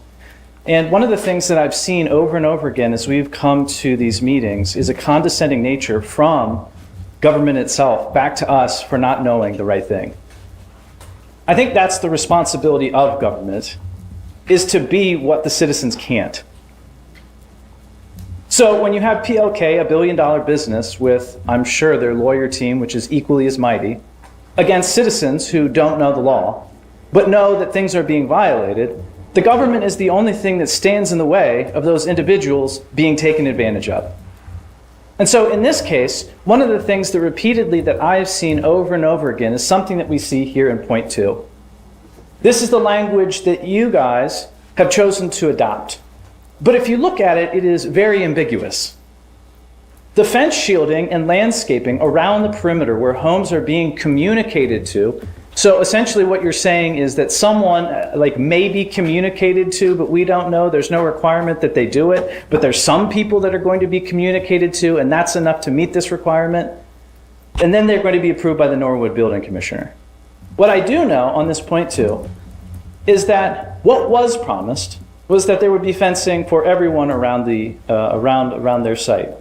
What was told to me just today and yesterday is that the only people that would receive that fencing are on the north side of their property. Again, addressing the issue that I brought up previously, there is going to be a major drop on all of the residents of Ida Avenue. Where I am, it's going to be 8 feet. Many other places, it's nearly as high or higher. But what we see here is because the language is ambiguous, there is no requirement for PLK to actually go forth and do anything which costs them money. And so as a result, what I'm saying as a citizen is that we ask you as government to be that protection for us. We cannot be lawyers. We cannot spend all of our time looking up statutes and the legal expertise needed to make sure that all of these things detail by detail are being taken care of. And so we ask and we plead for you guys to be on our side, at least to some degree. Thank you. Thank you. Anyone else to speak against this matter? Anyone else to speak against this matter?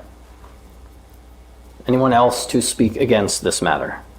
Seeing there are no other Just to point out real quickly, if you all recall, all 7 council members originally denied this vote at the very first meeting, and then, yes, sir, it was 0-7, and then the mayor made a special veto and said that all the requirements were met, which was a complete lie, and I have proof to show that was a lie. So just a reminder that these are not new issues. These are issues that have been talked about for years and years. So it is very misleading when you guys say unanimously, because originally all 7 council members denied it, and then also you guys held a separate vote when you guys didn't pass it on 11-5. And to this point is you guys have specifically manipulated the language in here, and that is not what was said during the 11-20 conditional approval. Thank you. Anyone else to speak against this matter? Seeing none, I will declare this public hearing closed. Moving on to next item on the agenda, we have reports of standing committees of council, and that is a Finance, Budget, Audit, and Claims Committee from February 3rd. Thank you, Mr. President. To the Honorable Council of the City of Norwood, Ohio, we, your Committee of Finance, Budget, Audit, and Claims, to whom was referred, Claims, Capital Project Fund, standing reports in the budget. Can we pause, please? Yes, one moment. Point of order. Yes, if there is any further discussion, if you all can have those outside of council chambers, please.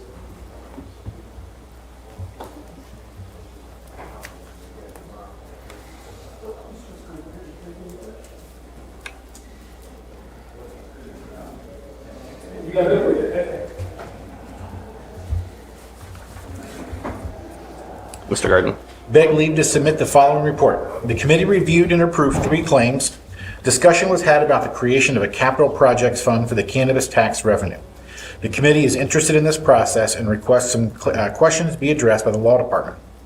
Mr. Miracle discussed a loan for the Ohio Police and Fire Pension Fund from 1968. Paying off this loan early will result in a savings of $260,000. Finally, the committee discussed the financial recovery plan and its timeline. If the plan is presented and approved as soon as possible, we could realize a savings of $2 million over 5 years by completing planned capital expenses for the police and fire department. Respectfully submitted, Mr. Jeff Girton, Chairperson, Mrs. Emily Franzen, Mr. Jason Province, and Mr. John Moore. Thank you, Mr. President. Thank you. Mrs. Bowling. I move that we accept the committee report. Motion by Mrs. Bowling to accept the report. Is there a second? Mrs. Franzen. I second. Seconded by Mrs. Franzen. Any discussion? Mrs. Hoover. Just a question of clarification. I see that the cannabis tax review going into a capital projects fund. Can you just talk a little bit more about that? My understanding was we were going to put that in the committee of the whole to have a discussion about that. So I was just looking for, I did not watch the committee meeting. Yeah, Mr. so, thank you, Mr. Through the President. President. To summarize, the state of auditor, the auditor of state recommended that we put this money in a special account. She gave us an ORC, Ohio Revised Codes, that's specifically to consider. That ORC states that we would, if we as council decide to do this, we would create a fund, and then we as council would have to create an ordinance. Not the finance committee, but the council would have to create an ordinance that would state which assets that we intend to use this for. So the finance committee is not making a suggestion about where the money is spent. It is an accounting procedure that we are recommending. Mrs. Hoover. Just I want to make sure I understand. So basically this is creating a space to put the money. Yes, that would be outside the general fund. Perfect. Thank you so much. Mr. Mayor.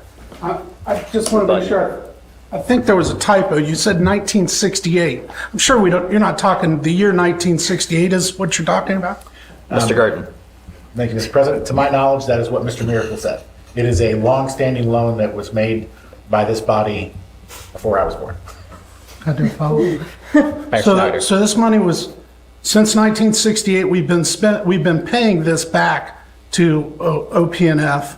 And how much money, if we take care of this now, how much money would we be saving? Did you mention that number? I didn't. Mr. Garden. Mr. President, yes, sir, Mr. Mayor, $260,000 saving if we pay this off early. 1968. It's not a typo. Any further discussion? All right, motion on the floor by Mrs. Bowling, seconded by Mrs. Franzen, is to accept the committee report. Call the roll, please. Mrs. Franzen? Yes. Mrs. Hoover? Yes. Mr. Robbins? Yes. Mrs. Bowling? Yes. Mr. Moore? Yes. Mr. Girton? Yes. Ms. Sullivan? Yes. All members present voting yes, the motion carries.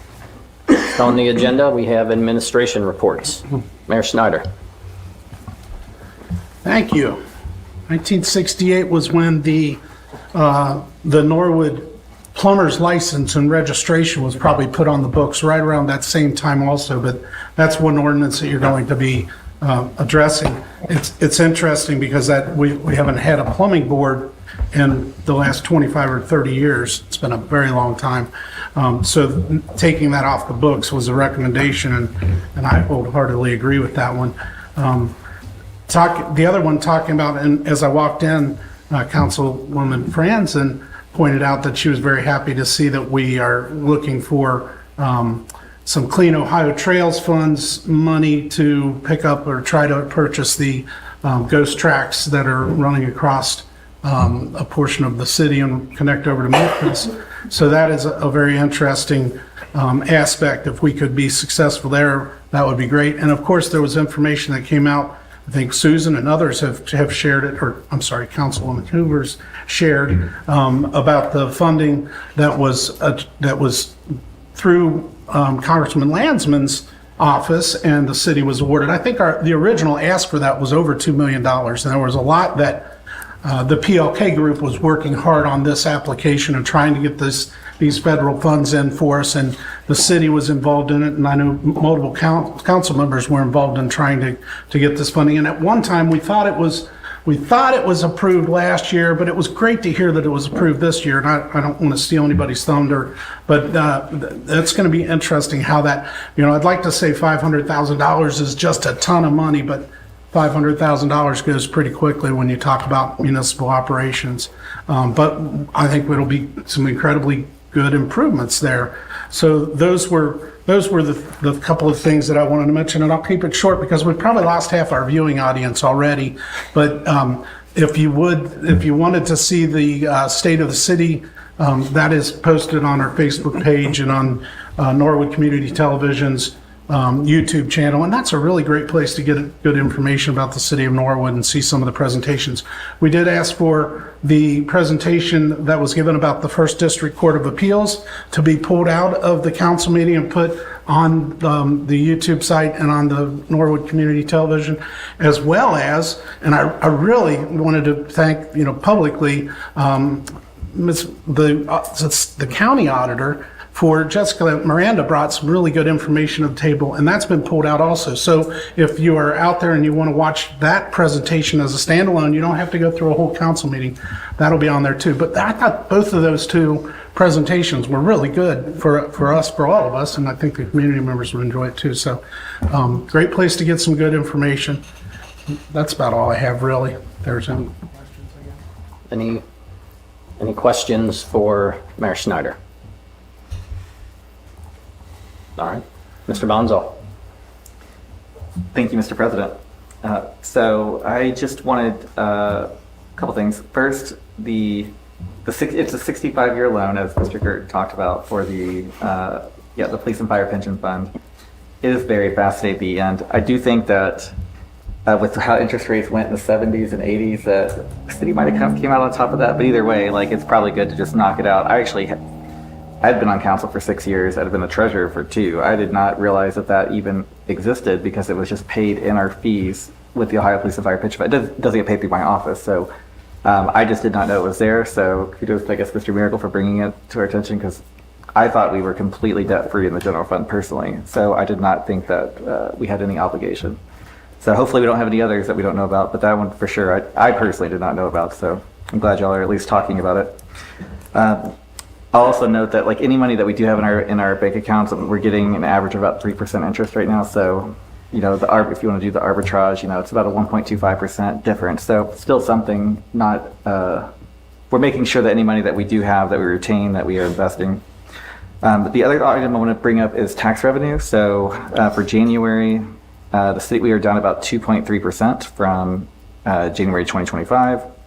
The employer portion, we were up 3.5%, The net profit portion, we were up 63%, and then the individual, we were down 74%. Not exactly sure the full scope of that 74%, but it went from like 188,000 to 48,000. I have no doubt that that'll probably just get made up later. Maybe somebody filed early last year or something happened last year, but either way, I'll keep you updated each month as that changes. That's all I have, Mr. President. Any questions for Mr. Bonzo? All right. Mr. Miracle. Thank you, Mr. President. Our office was able to close the month of January today, so I have the end of month reports that I will be sending out to council this evening. Excuse me. Also, obviously, continue to work in a collaborative effort to get the FRP completed. We've had several iterations of that, and we've been meeting every Friday on that, which we will be meeting again this Friday morning as well. Also, this evening, I had the pleasure to have a conversation with Mr. Probbins, and I forwarded the report on accounting methods to Mr. Probbins, and also I'll be sending that to you as well, Councilperson Sullivan. Forgive me. And then this evening you have some appropriations for your consideration, which are some invoices that we need to pay prior to the FRP being completed. So you'll see those a little later on in the meeting. So that's all I have, Mr. President. Thank you. Any questions for Mr. Miracle? Mr. Moore. Thank you, Mr. President. Mr. Miracle, with regard to the FRP, I know there was some discussion about when that might be, like sort of the soonest potential date that might come back to us. As of last week's Finance Committee meeting, TBD, right? I guess in the subsequent week, do you have any new information or outlook for when that might be eligible to come in front of council for passage? Mr. Miracle. Thank you, Mr. President. No, I really don't have an update other than we are going to, there's been some back and forth with the auditor of state, as you know, and I think I sent some, just a sample of some of one sample of the back and forth that we have. Sometimes you submit it and here comes 21 questions, and then you answer those, and here comes 10 more, etc. So I think we'll have a pretty good, I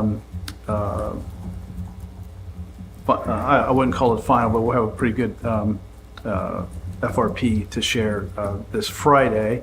I know that, not to steal Mr. Gurdon's thunder, but I think we're going to meet next committee meeting, Finance Committee meeting next Thursday as well. So hopefully we'll be able to share a little bit more clarity than Mr. Moore. Any other questions for Mr. Miracle? All right, Mr. Moore. I don't want to add anything to the meeting because we're running long now, but if anybody's got any questions, I'd be happy to answer them. Any questions for Mr. Moore? Mr. Moore. Thank you. For Law Director Moore, I think, I guess just to ask a follow-up question regarding some of what we heard earlier, as it pertains to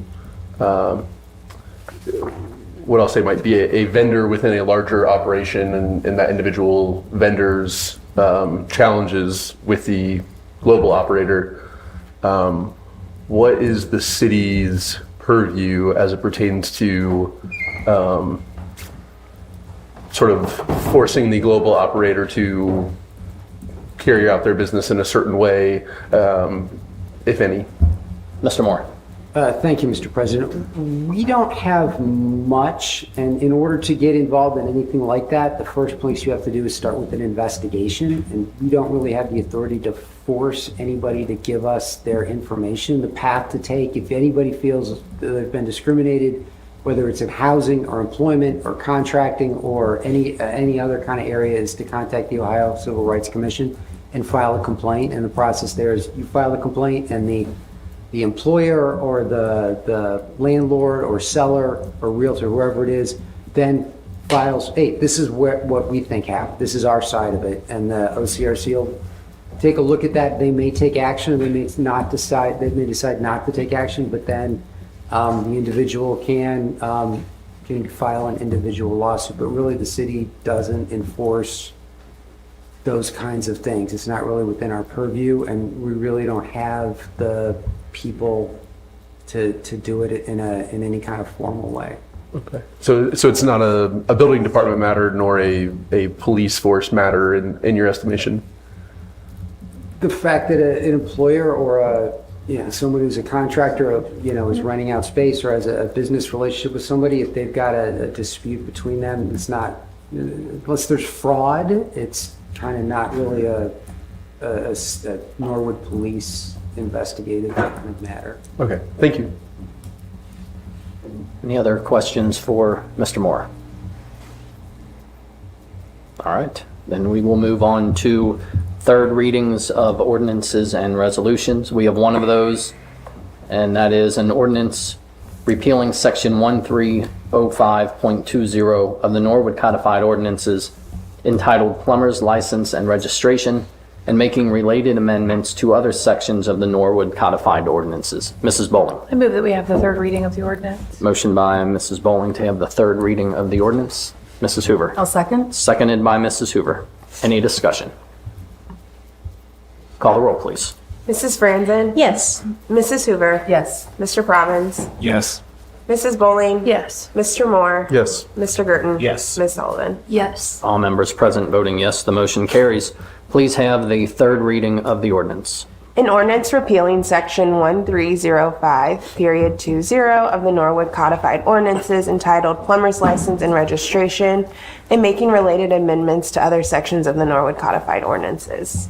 Mrs. Bowling. I move that we pass the ordinance. Motion by Mrs. Bowling to pass the ordinance. Mrs. Franzen. I second. Seconded by Mrs. Franzen. Any discussion? Call the roll, please. Mrs. Franzen? Yes. Mrs. Hoover? Yes. Mr. Probbins? Yes. Mrs. Bowling? Yes. Mr. Moore? Yes. Mr. Girton? Yes. Ms. Sullivan? Yes. All members present voting yes, the motion carries. Moving on to introductory readings of ordinances and resolutions. And the first is a resolution declaring the necessity to levy a renewal tax for current operating expenses in excess of the 10 mil limitation, and requesting the county auditor to certify matters in connection therewith and declaring an emergency. Mrs. Franzen. I move we suspend the rules and have all three readings of this resolution. Motion by Mrs. Franzen to suspend the rules and have all three readings of the resolution. Mrs. Hoover. I'll second. Seconded by Mrs. Hoover. Any discussion? Mr. Girton. Just want to point out that this is the renewal. We've talked about this in the past. This has been going on since 1987 or thereabouts in the late 80s. And so this is not going to raise our property taxes. This is vitally needed to sustain our general fund. Any other discussion? Mr. Moore. Thank you, Mr. President. I'd heard a little bit of conversation that sort of how this lines up timing wise. Is November 26th, I guess, sort of the right time to do it so that it comes into effect? I guess I heard there was maybe some confusion about which was like the earliest potential year that renewal was. We were eligible to renew this. I guess I just checking for clarity that matter is resolved. Mr. Moore. Thank you, Mr. President. I have trouble with years on levies and tax things because you pass it now and it hits this tax year, which is to be paid in that tax year. And council passed this and the one that follows essentially several months ago, but they didn't make their way to the county auditor to certify the number, to do the math, to figure out what they would be until a couple weeks ago. And there were some problems with them. And one of them that they pointed out was the dates that I had in the original drafts were wrong, and they should be, this is what they should be to continue forward without any break. And if there is a break, then it's not a renewal and there's a whole different set of rules that applies to it. But that's the numbers that, according to the county auditor, this is the numbers that the dates that should be in here. Okay, thank you. Any other discussion? Motion on the floor by Mrs. Franzen, seconded by Mrs. Hoover, is to suspend the rules and have all three readings of the resolution. Call the roll, please. Mrs. Franzen? Yes. Mrs. Hoover? Yes. Mr. Probbins? Yes. Mrs. Bowling? Yes. Mr. Moore? Yes. Mr. Girton? Yes. Ms. Sullivan? Yes. All members present voting yes, the motion carries. Please have all three readings of the resolution. Resolution declaring the necessity to levy a renewal tax for current operating expenses in excess of the 10 mil limitation and requesting the county auditor to certify matters in connection therewith and declaring an emergency. Resolution declaring the necessity to levy a renewal tax for current operating expenses in excess of the 10 mil limitation and requesting the county auditor to certify matters in connection therewith and declaring an emergency. Resolution declaring the necessity to levy a renewal tax for current operating expenses in excess of the 10 mil limitation and requesting the county auditor to certify matters in connection therewith and declaring an emergency. Thank you. Mrs. Franzen. I move that we pass this resolution. Motion by Mrs. Franzen to pass the resolution. Mr. Girton. I second the motion. Seconded by Mr. Girton. Any discussion? Call the roll, please. Mrs. Franzen? Yes. Mrs. Hoover? Yes. Mr. Provins? Yes. Mrs. Bowling? Yes. Mr. Moore? Yes. Mr. Girton? Yes. Ms. Sullivan? Yes. All members present voting yes, the motion carries. The next item is a resolution declaring the necessity to levy a tax in excess of the 10 mil limitation for general construction, reconstruction, resurfacing, and repair of streets, roads, and bridges in the city of Norwood, and requesting the county auditor to certify matters in connection therewith and declaring an emergency. Mr. Girton. I make a motion that we suspend the rules and have all three readings of the resolution. Motion by Mr. Girton to suspend the rules and have all three readings of the resolution. Mrs. Franzen. I second. Seconded by Mrs. Franzen. Any discussion? Mr. Girton. Go ahead. If I understand this correctly, this is a brand new levy. And if I understand it correctly, this would be $35 per $100,000 of your home value.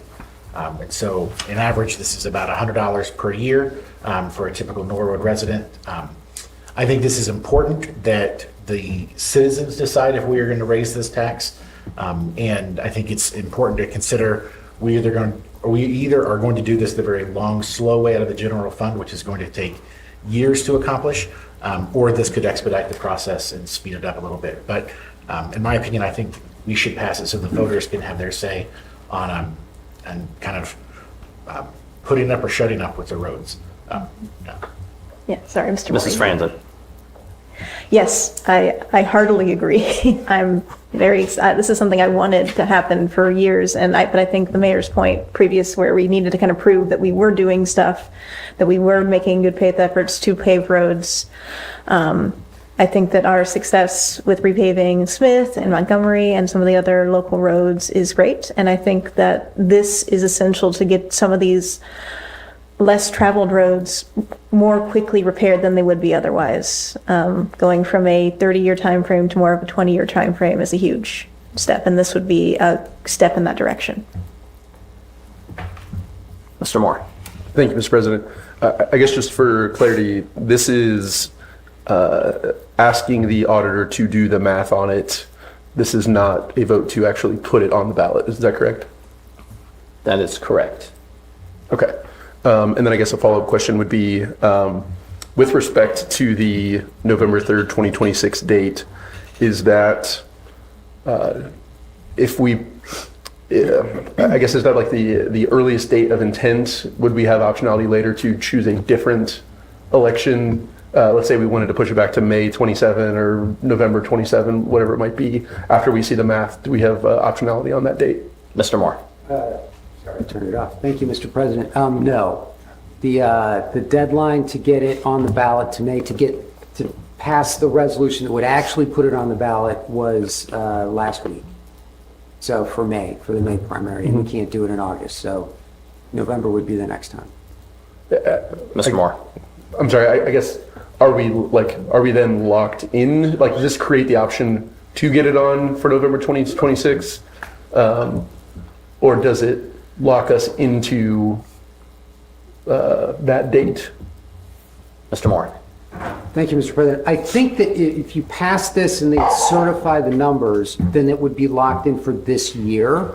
and that if you wanted to put it on for May of next year, for example, they'd have to recalculate it because there may be, a different total value. Because what they do is they add up, here's the total tax valuation of the city, and if we do this and you do factor everything in, it's going to cost this much per $100,000 on your house, and it's going to raise this much. It's pretty much the numbers that come back. But I think if it's going to be on in a different year, so that it's a different tax year, I think they would probably say, well, we need to refigure it with that on that calendar date because the valuations will likely be different.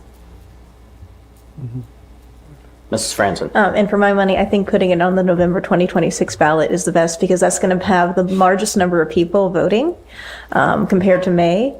And that would be a more accurate representation of what the citizens actually want, I feel. Mrs. Hoover. Just for clarification, I believe that it has to be on a November ballot. It can't be in a primary. Is that correct? It can be in May. Mr. Moore.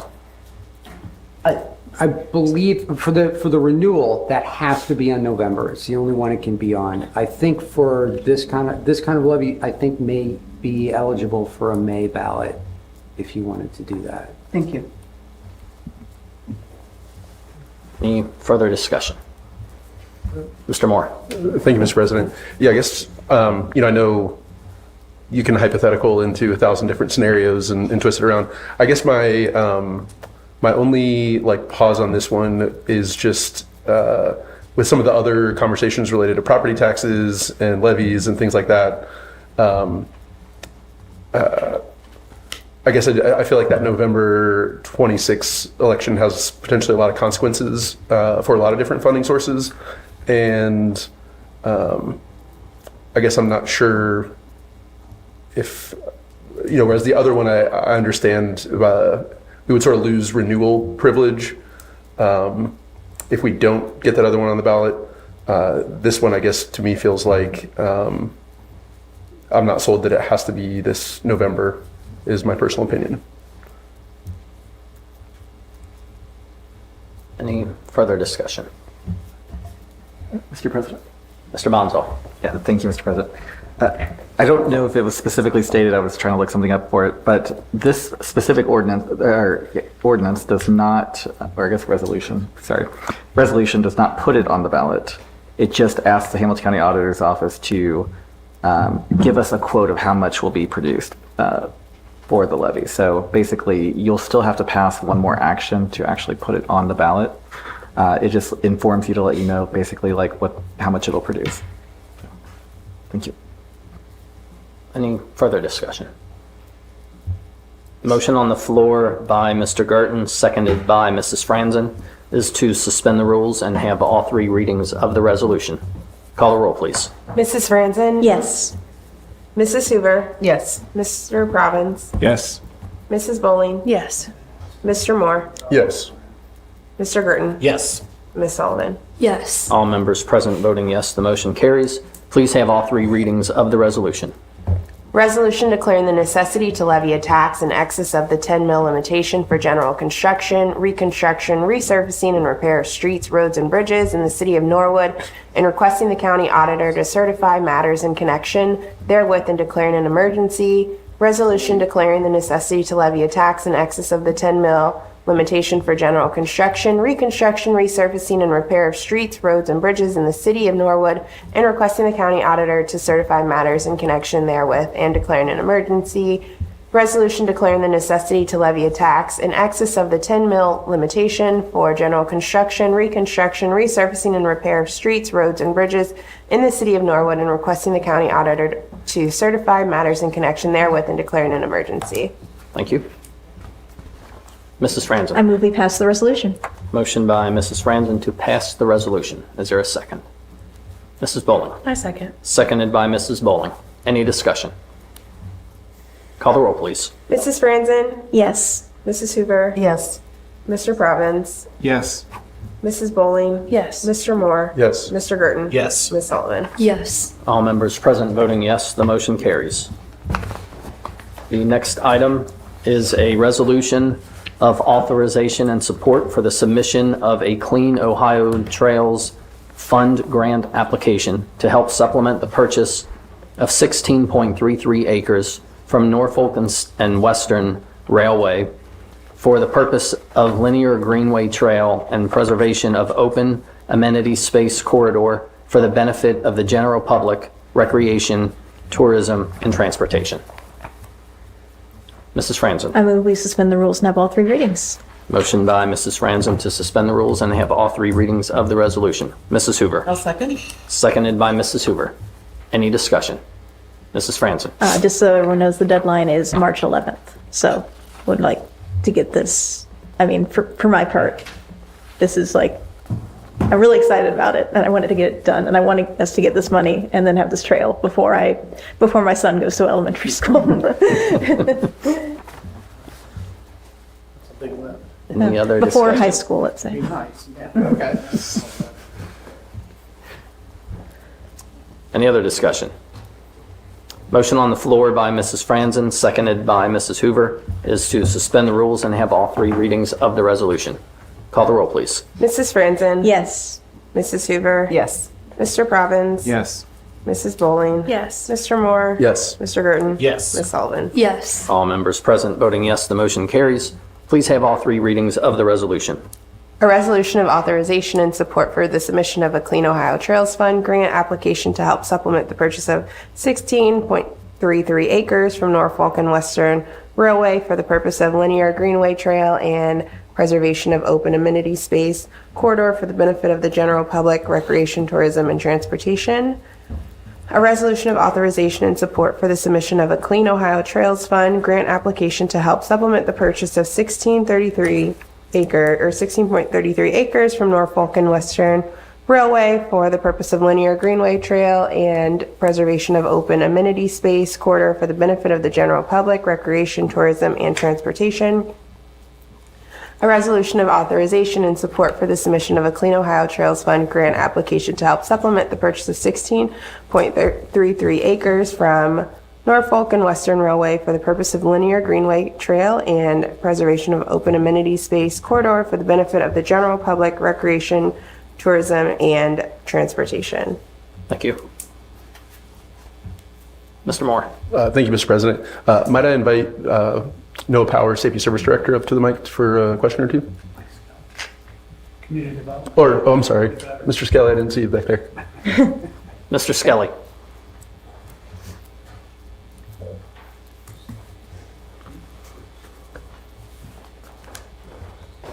Good evening. Thank you, Mr. Skelly. If I may, just with regard to this grant, how should I think about a couple things? One is, let's say, the total potential acquisition costs, and I'm not sure if that's can be publicly discussed or not, but then also the potential distribution cycle for this grant if we were to be successful in getting it. When might that Sure. When might that come in? So let me do it as a two-prong. So with regards to the public knowledge of the appraisal, I'm not too sure if that would be public or. Just going over the grant process. Yeah. Is what he's asking. Yeah. So at least, we do have a appraisal for it. Norfolk Southern is looking, at least about $1 million for the acquisition, what they would like. The appraisal for that, we have it around $536,000, and that is the benchmark is that used for the actual grant that they'll provide for the funds based on. So there will be a discrepancy that the city will have to make up. So that's the first part with regards to how that plays. Now the cycle itself, so we will be part of the approval. It's due on the 11th. My understanding, they have at least about 3 or 4 months for the review of it. And then hopefully, by the, mid to late summer, we should hear back. Okay. I'm not too sure in terms of when the distribution, but it's more of a reimbursement type issue. So it's also then puts it on our labs to kind of square away the final negotiations with the, Norfolk Southern, get it paid, and then we get reimbursed for that. Okay. Yeah. So, thank you for that. And so again, it will take some time. So, hopeful that, within, 12 months, 18 months, hopefully everything will be done and then we have title to it. Got it. And that's helpful just in context of thinking about the capital projects line item for that connector, and it having enough money in there to be able to put it up front, I guess, is just my thinking here. So thank you for clarifying those numbers in proportion to that. Yeah, I would like to just hang out at least for the map, just provide a couple copies. Just to give you an idea of the extent of it.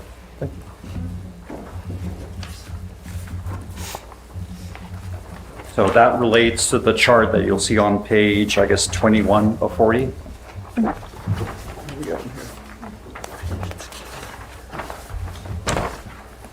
Send number.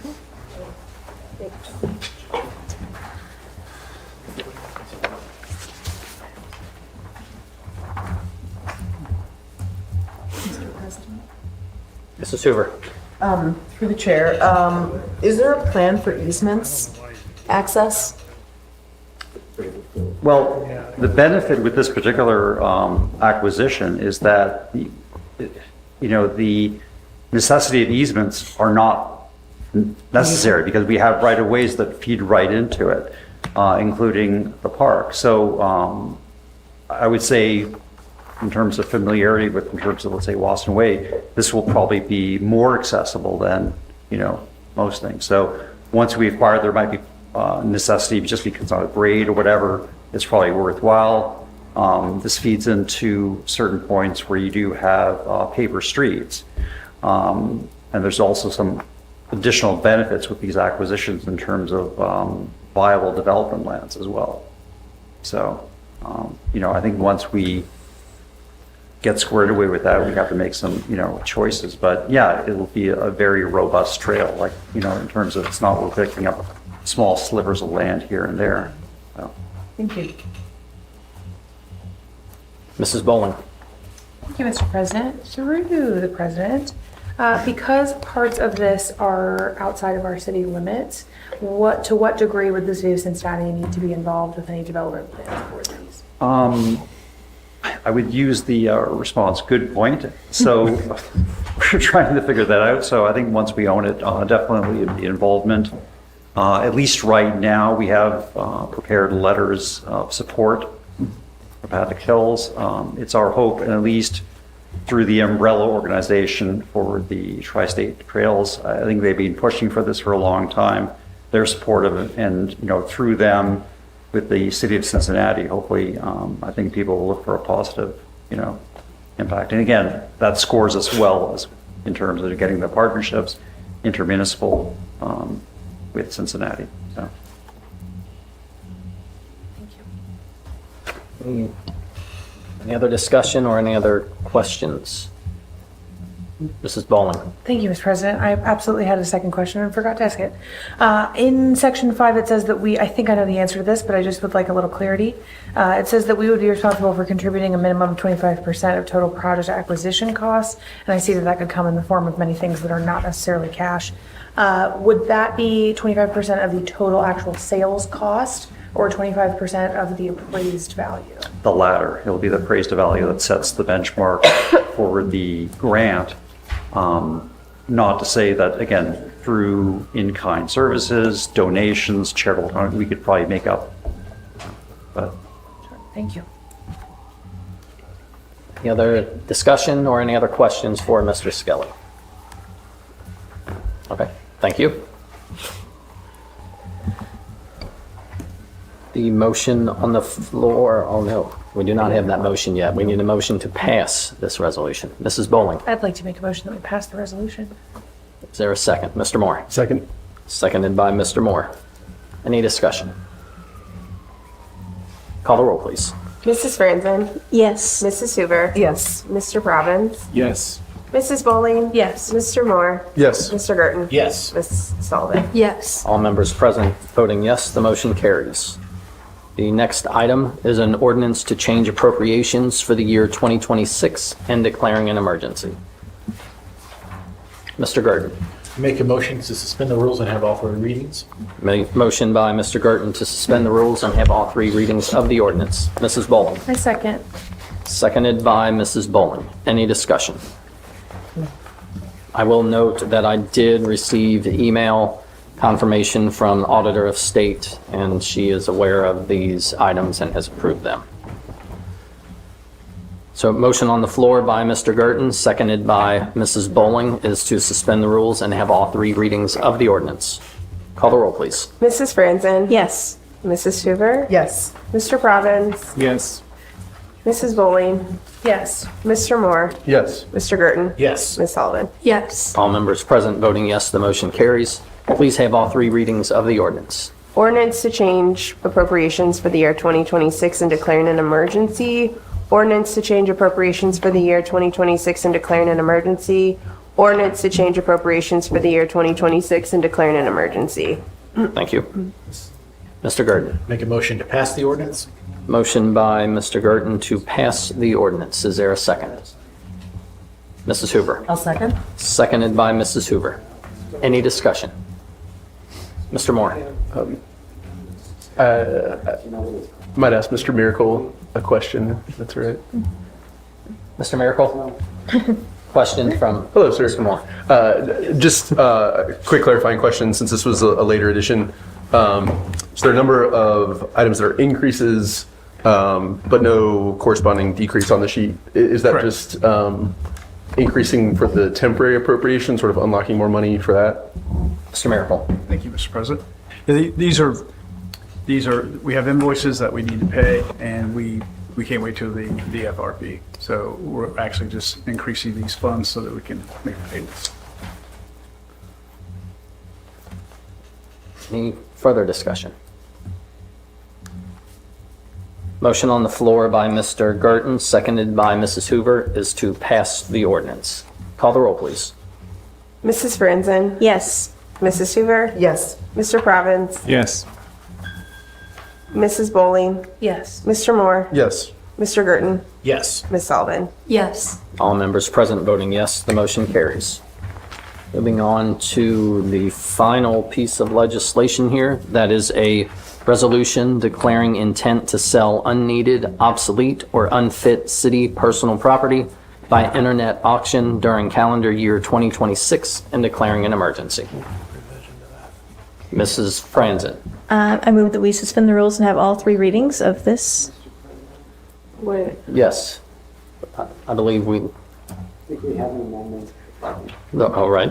That's all right. Thank you, Mr. President. So apparently we've got in section 2, it says the city's authorized to agree with propertyroom.com. The city doesn't use propertyroom.com anymore. We use, We might use that. we might. Well, okay, so should just we would ask that section 2 be amended to read, the city is authorized to agree with propertyroom.com or Hamilton County online public auction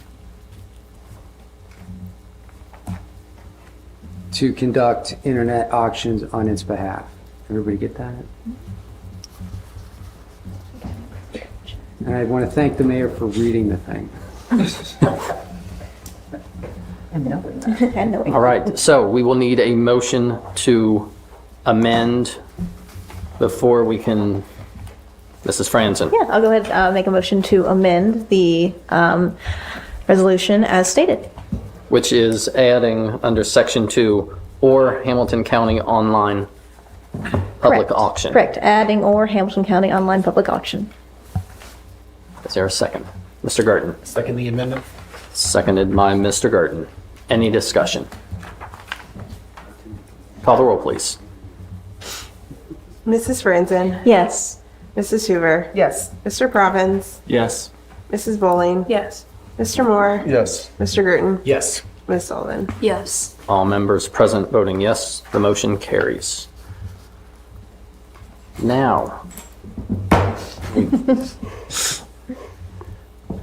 Mr. Gerton, Make a motion to suspend the rules and have all three readings of the resolution. as amended. As amended, sir. Is there a second? Mrs. Hoover. I'll second that. Seconded by Mrs. Hoover. Any discussion? Call the roll, please. Mrs. Franzen? Yes. Mrs. Hoover? Yes. Mr. Province? Yes. Mrs. Bowling? Yes. Mr. Moore? Yes. Mr. Gerton? Yes. Ms. Sullivan? Yes. All members present voting yes, the motion carries. please have all three readings of the resolution as amended? Resolution declaring intent to sell unneeded, obsolete, or unfit city personal property by internet auction during calendar year 2026 and declaring an emergency. Resolution. As amended. As amended. Resolution declaring intent to sell unneeded, obsolete, or unfit city personal property by internet auction during calendar year 2026 and declaring an emergency as amended. Resolution declaring intent to sell unneeded, obsolete, or unfit city personal property by internet auction during calendar year 2026 and declaring an emergency as amended. Thank you. Mrs. Hoover. I make a motion, we pass the resolution. Motion by Mrs. Hoover to pass the resolution. Mrs. Boland. I'll second. Seconded by Mrs. Bowling. Any discussion? Call the roll, please. Mrs. Franzen? Yes. Mrs. Hoover? Yes. Mr. Probbins? Yes. Mrs. Bowling? Yes. Mr. Moore? Yes. Mr. Girton? Yes. Ms. Sullivan? Yes. All members present voting yes, the motion carries. Moving on to unfinished business. Mrs. Hoover. Oh my goodness, I totally lied because I don't have my PowerPoint presentation, so I'm going to skip my unfinished and just do new. Oh, all right. Sorry. That's all right. So, any unfinished business? Mayor Schneider. Can you clarify how the resolutions that were passed, how do they get transmitted down to the state auditors or the county auditor's office? What office or how's that, what's the process for that? Do you know? It is my understanding, I guess it is either the clerk of council's office and or the auditor's office that has transferred these historically. All right, Mr. President, I would say I would note that it is actually spelled out in at least the two levy resolutions. Who takes care of it? It does say the clerk of council in the levy ones. All right. Not that the auditor can't do it, but just it is specified. So we agree that it's. Yes. Okay, all right, I just wanted to make sure we were on the same page. Okay, thank you. Anything else under unfinished business? Moving on to new business. Any new business? Mrs. Hoover. I'm going to go through these really quickly. First, I do want to just thank the administration for helping with the Doral Field grant. This was something that Mrs. Franzen and I started working on in 2023. Actually, we did 2 grants that we applied for, and one was through a different congressman for 2025 parks, I think is what we named it. Yes. And I believe this is the first time the city has gotten federal grants. So this is pretty exciting. We're figuring it out as we go. This is huge money. And there will be community engagement. We've got a meeting later this week with administration to sort of figuring out what all is going to happen. So appreciate folks' patience as we navigate, which feels to me also like huge money, but also will go very quickly. Really exciting news. Everyone knows I'm really into recycling. Got our new recycling numbers. Norwood has increased our residential curbside recycling from 45% in 23 to 58% in 25. We can do better. So if you do not currently have a red recycling bin or a rolling cart, please get one. If you are a resident of Norwood, you get this you're already paying for it. Let me put it that way. It's not free. You're already paying for it. So if you have a red container, but maybe you're ready to go up to a rolling bin, please do so. If you are a tenant, you can ask your landlord to request one for you. This is something that I'm going to be continuing to harp on. Also coming up, this will be hitting the waves soon. I've been working with the Board of Health on a sustainability summit. And they're going to have 2 events on Wednesday, March the 4th from 6 to 8, and Saturday, March the 14th from 10 to 2. We are going to be having information on the new community composting program that will be coming to Norwood this spring. that is in conjunction with Queen City Compost. We got a grant to do free community composting for residents for a year, so it'll be super exciting. There's also going to be a new mini recycling hub hosted at the Board of Health. We're going to have a presentation on low waste living by Hamilton County Resource. Also present, we're going to have Last Mile Food Rescue will be there, the Norwood Tree Board, Norwood Community Gardens, and the first 50 registrants will get a free 5-gallon compost bucket. So check that out. We're going to make really fun stickers for it. So keep a lookout for that.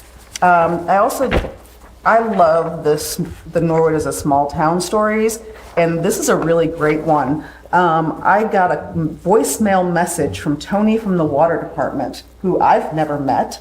And he's like, hey, I noticed that your water bill was really high. It usually is about 27 units and it was 51. And I bet it's a running toilet. And I called the plumber, and sure enough, we had a very leaky toilet. And he stopped by my house today to make sure we got the message. Like, what kind of service is that? It's absolutely phenomenal. I know that I feel like I pay pretty close attention to these things, but literally we did not know that we had this running toilet. So kudos to the water department. Please pay attention to your water bill. Those things are on there. I noticed that there's a communication from the law department on snow clearing, but I kind of want to talk about it here because I'd like to put it into committee perhaps. We do have laws on the books in Norwood that you are required to pay to clear your walk. I understand that some folks don't have the time or the energy, they don't have the capacity. I would encourage you to try to lean on your neighbors, to lean on your community. I know I shared last time that my next door neighbor very generously took care of our walk. 5 years ago, we were doing that for our next door neighbor. We had a widower who lived next door, and we did it for years. I have a picture, a really fun picture of one of the Bonsall kiddos who are the most amazing snow shovelers you've ever seen. But it also really showed how much a cleared sidewalk matters, because our kiddos are walking to school through snowbanks, and if they have a clear path, it just makes all the difference. So I would love for us to have a conversation about how we can, as a community, encourage folks to do this. And maybe not have penalizing be the first, but perhaps have a conversation about if businesses or folks aren't doing this on a regular basis, how can we as a community sort of help them along? Right now, everything's melting, so it's not a real pressing need for now, but I think that we're going to have more weather events like this, and I think it would be great if the city had a plan in place for how we want to communicate this information to residents. So I don't know if we want to put this in housing committee of the whole, but I would love to have a further conversation about how we want to navigate this in the future. That's a question, I guess. Do other people feel this is an issue that we would like to? Mrs. Bowen. I think that probably community engagement and communication would be a good committee for it to be placed into. I agree with you, and I will say I spoke to a resident today who told me that they were frustrated about Surrey Square not clearing theirs, and so she called Surrey Square's ownership company and said, hey, you didn't clear your sidewalk, and they said, what are you talking about? That's not our job, that's the city's job. And she said, nope, that's your job. And they said, oh, we didn't know. It was new employees who worked there, and they said, we're going to call the city and clear it up. And they called the city and got clarification, and then literally the next day, in less than 24 hours, it had been shoveled. So I do think there's something to be said for a conversation happening before we jump to ticketing folks. And yeah, I saw someone, this was not in city limits, was on Reading Road, but I did see someone using a wheelchair on Reading Road because the sidewalks were not passable, and it's just a major safety issue. And we certainly shouldn't have kids walking in the street to get to school. Help your neighbors. Any other new business? Mr. Garten. Just want to announce that we're having a Finance Committee meeting on Thursday, February 19th at 6:30. I want to make sure this is announced and invite all of council to attend or to tune in. If all the stars align and we get the state auditor to work back with us, we hope to have a copy of the FRP at the Finance Committee meeting. And as I'll just leave it at that. Thank you. If you can let Angela know of the date and the agenda, and that can get communicated out. Thank you. Mr. Moore. Speaking of the Community Engagement Committee, I'd like to ask Mr. Provins, Mrs. Bowling, and Ms. Sullivan about some potential dates for having our inaugural meeting. The three that I would like to throw out there are February 13th, 16th, or 17th in sort of the 5 p.m. and after time frame.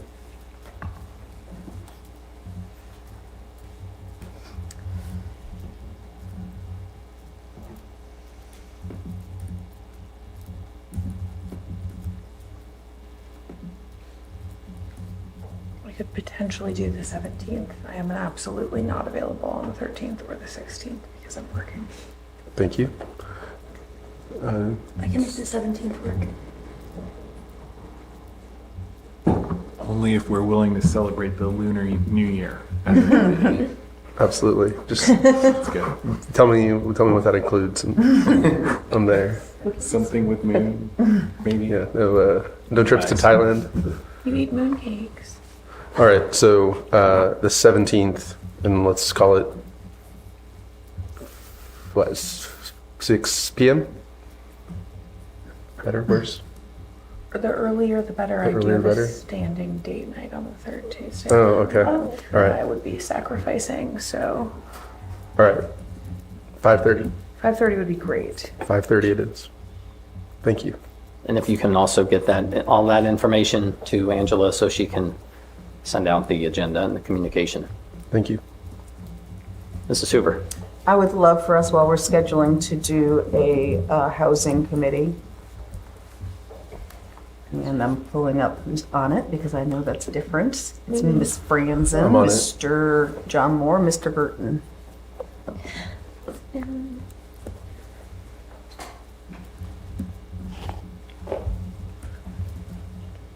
What Do days you have an opening offer? I was curious, the second Tuesday before council meeting, do we have another committee meeting that meets then? The 24th of February would be the next one. Not finance. Not finance. Do you think that works? 6:30. 6:30 on the Okay. 24th? Fine with me. Wait, on the 24th of February? Since we're doing the finance meeting Yes. early. But do you usually have the finance meeting on the second Tuesday? Yes, usually on the second Tuesday. But not this week. Not this Okay. week. So if we want to do something standing, then that wouldn't be awesome. Right. And I think because the committee of the whole didn't happen, we didn't get a chance to iron out all the standing Right. meetings. So let's go ahead and just have this be a one-time. Have it once and then figure it out later. then We'll figure it out later. Okay. And get that to Miss Angela. Correct. Mrs. Hoover. And I'm wondering if we can schedule a committee of the whole meeting as well. Yes, we can.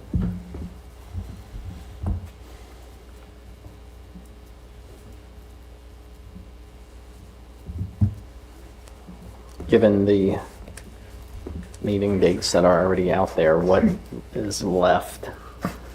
Would that March 3rd be okay? The first I mean, Tuesday? Well, that's when the next one's scheduled. So Well, just do it. yeah. Yeah. Skip it and just do it Yeah. then. Sorry. Okay. That would be Forgot. easiest Yeah. for my schedule. Okay. That works. Okay. All right, thank you. To quote Staples, that was easy. Put that next to your gavel. Right. March 3rd. Any other new business? All right, then moving on to communications. The first is from the Ohio Division of Liquor Control, and that is regarding Buca Restaurants, Inc. Mrs. Boland. I'd like to move that we receive and file the communication as if read, And with no objections, and with no objections. is there a second? Mr. Gurdon. I second. Seconded by Mr. Gurdon. Any discussion? Call the roll, please. Mrs. Franzen? Yes. Mrs. Hoover? Yes. Mr. Probbins? Yes. Mrs. Bowling? Yes. Mr. Moore? Yes. Mr. Gurdon? Yes. Ms. Sullivan? Yes. All members present voting yes, the motion carries. The next item is a memo from the Norwood Planning Commission regarding street naming and numbering policy. Mrs. Hoover. I move that we accept it as if read. That's nice. It was very interesting. All the rules about naming streets. Motion by Mrs. Hoover to receive and file the communication as if read. Is there a second? Would it be worth reading just the sort of cover page of it, not the Saves everything? my voice. I mean, I don't think people at home care. I mean, I think it was cool, but. All right. Is there a second? Ms. Sullivan. I'll second that. Seconded by Ms. Sullivan. Any discussion? Motion on the floor by Mrs. Hoover, seconded by Ms. Sullivan, is to receive and file the communication as if read. Call the roll, please. Mrs. Franzen? Yes. Mrs. Hoover? Yes. Mr. Probbins? Yes. Mrs. Bowling? Yes. Mr. Moore? Yes. Mr. Gurdon? Yes. Ms. Sullivan? Yes. All members present voting yes, the motion carries. The next item is a communication from Mayor Schneider regarding a letter to council.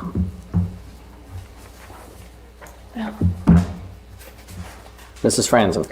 I make a motion that we receive and file the letter as if read, and also congratulate Mr. Strange on his new position as a Public Works Director. As Mr. Zimmerman has moved into the Budget Director role, R.J. Strange will be taking on that role that he formerly held. So very happy to have that. Thank you. Mrs. Bowling. I'll second that motion, acknowledging that, Mr. Mayor, this is a very wonderful letter that you wrote about both Mr. Zimmerman and Mr. Strange. Thank you. Appreciate it. Yeah, let's get to the roll and then we'll do discussion.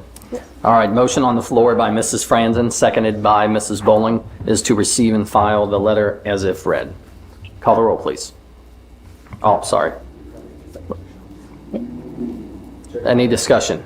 Yes, we did have a second. Joe, you might need to amend that motion. They need to approve the salary plan. Because of, got it. So I would love to amend my motion to confirm the salary that the mayor has put out for Mr. Strange. And I would be happy to amend my second. all right. So the new motion on the floor. To receive and file the letter as if read and confirm the salary noted within the communication. Any discussion? Call the roll, please. Mrs. Franzen? Yes. Mrs. Hoover? Yes. Mr. Probbins? Yes. Mrs. Bowling? Yes. Mr. Moore? Yes. Mr. Gurdon? Yes. Ms. Sullivan? Yes. All members present voting yes, the motion carries. Final communication is a letter from Tim Gary, Assistant Law Director, regarding enforcement of Norwood Codified Ordinance, Section 521.06, duty to keep sidewalks in repair and clean.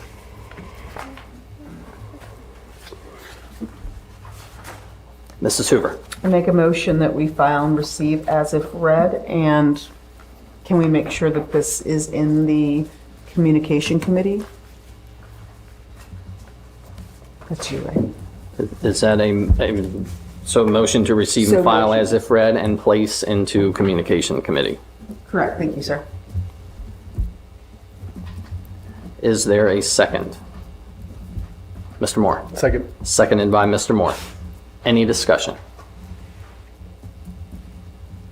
Call the roll, please. Mrs. Franzen? Yes. Mrs. Hoover? Yes. Mr. Probbins? Yes. Mrs. Bowling? Yes. Mr. Moore? Yes. Mr. Girton? Yes. Ms. Sullivan? Yes. All members present voting yes, the motion carries. We have no absent members this evening. Is there a motion to, Mr. Moore? Motion to adjourn? Is there a second? Mrs. Franzen? I second? Seconded by Mrs. Franzen. Call the roll, please. Mrs. Franzen? Yes. Mrs. Hoover? Yes. Mr. Probbins? Yes. Mrs. Bowling? Yes. Mr. Moore? Yes. Mr. Girton? Yes. Ms. Sullivan? Yes. All members present voting yes, the motion carries. This meeting is hereby adjourned.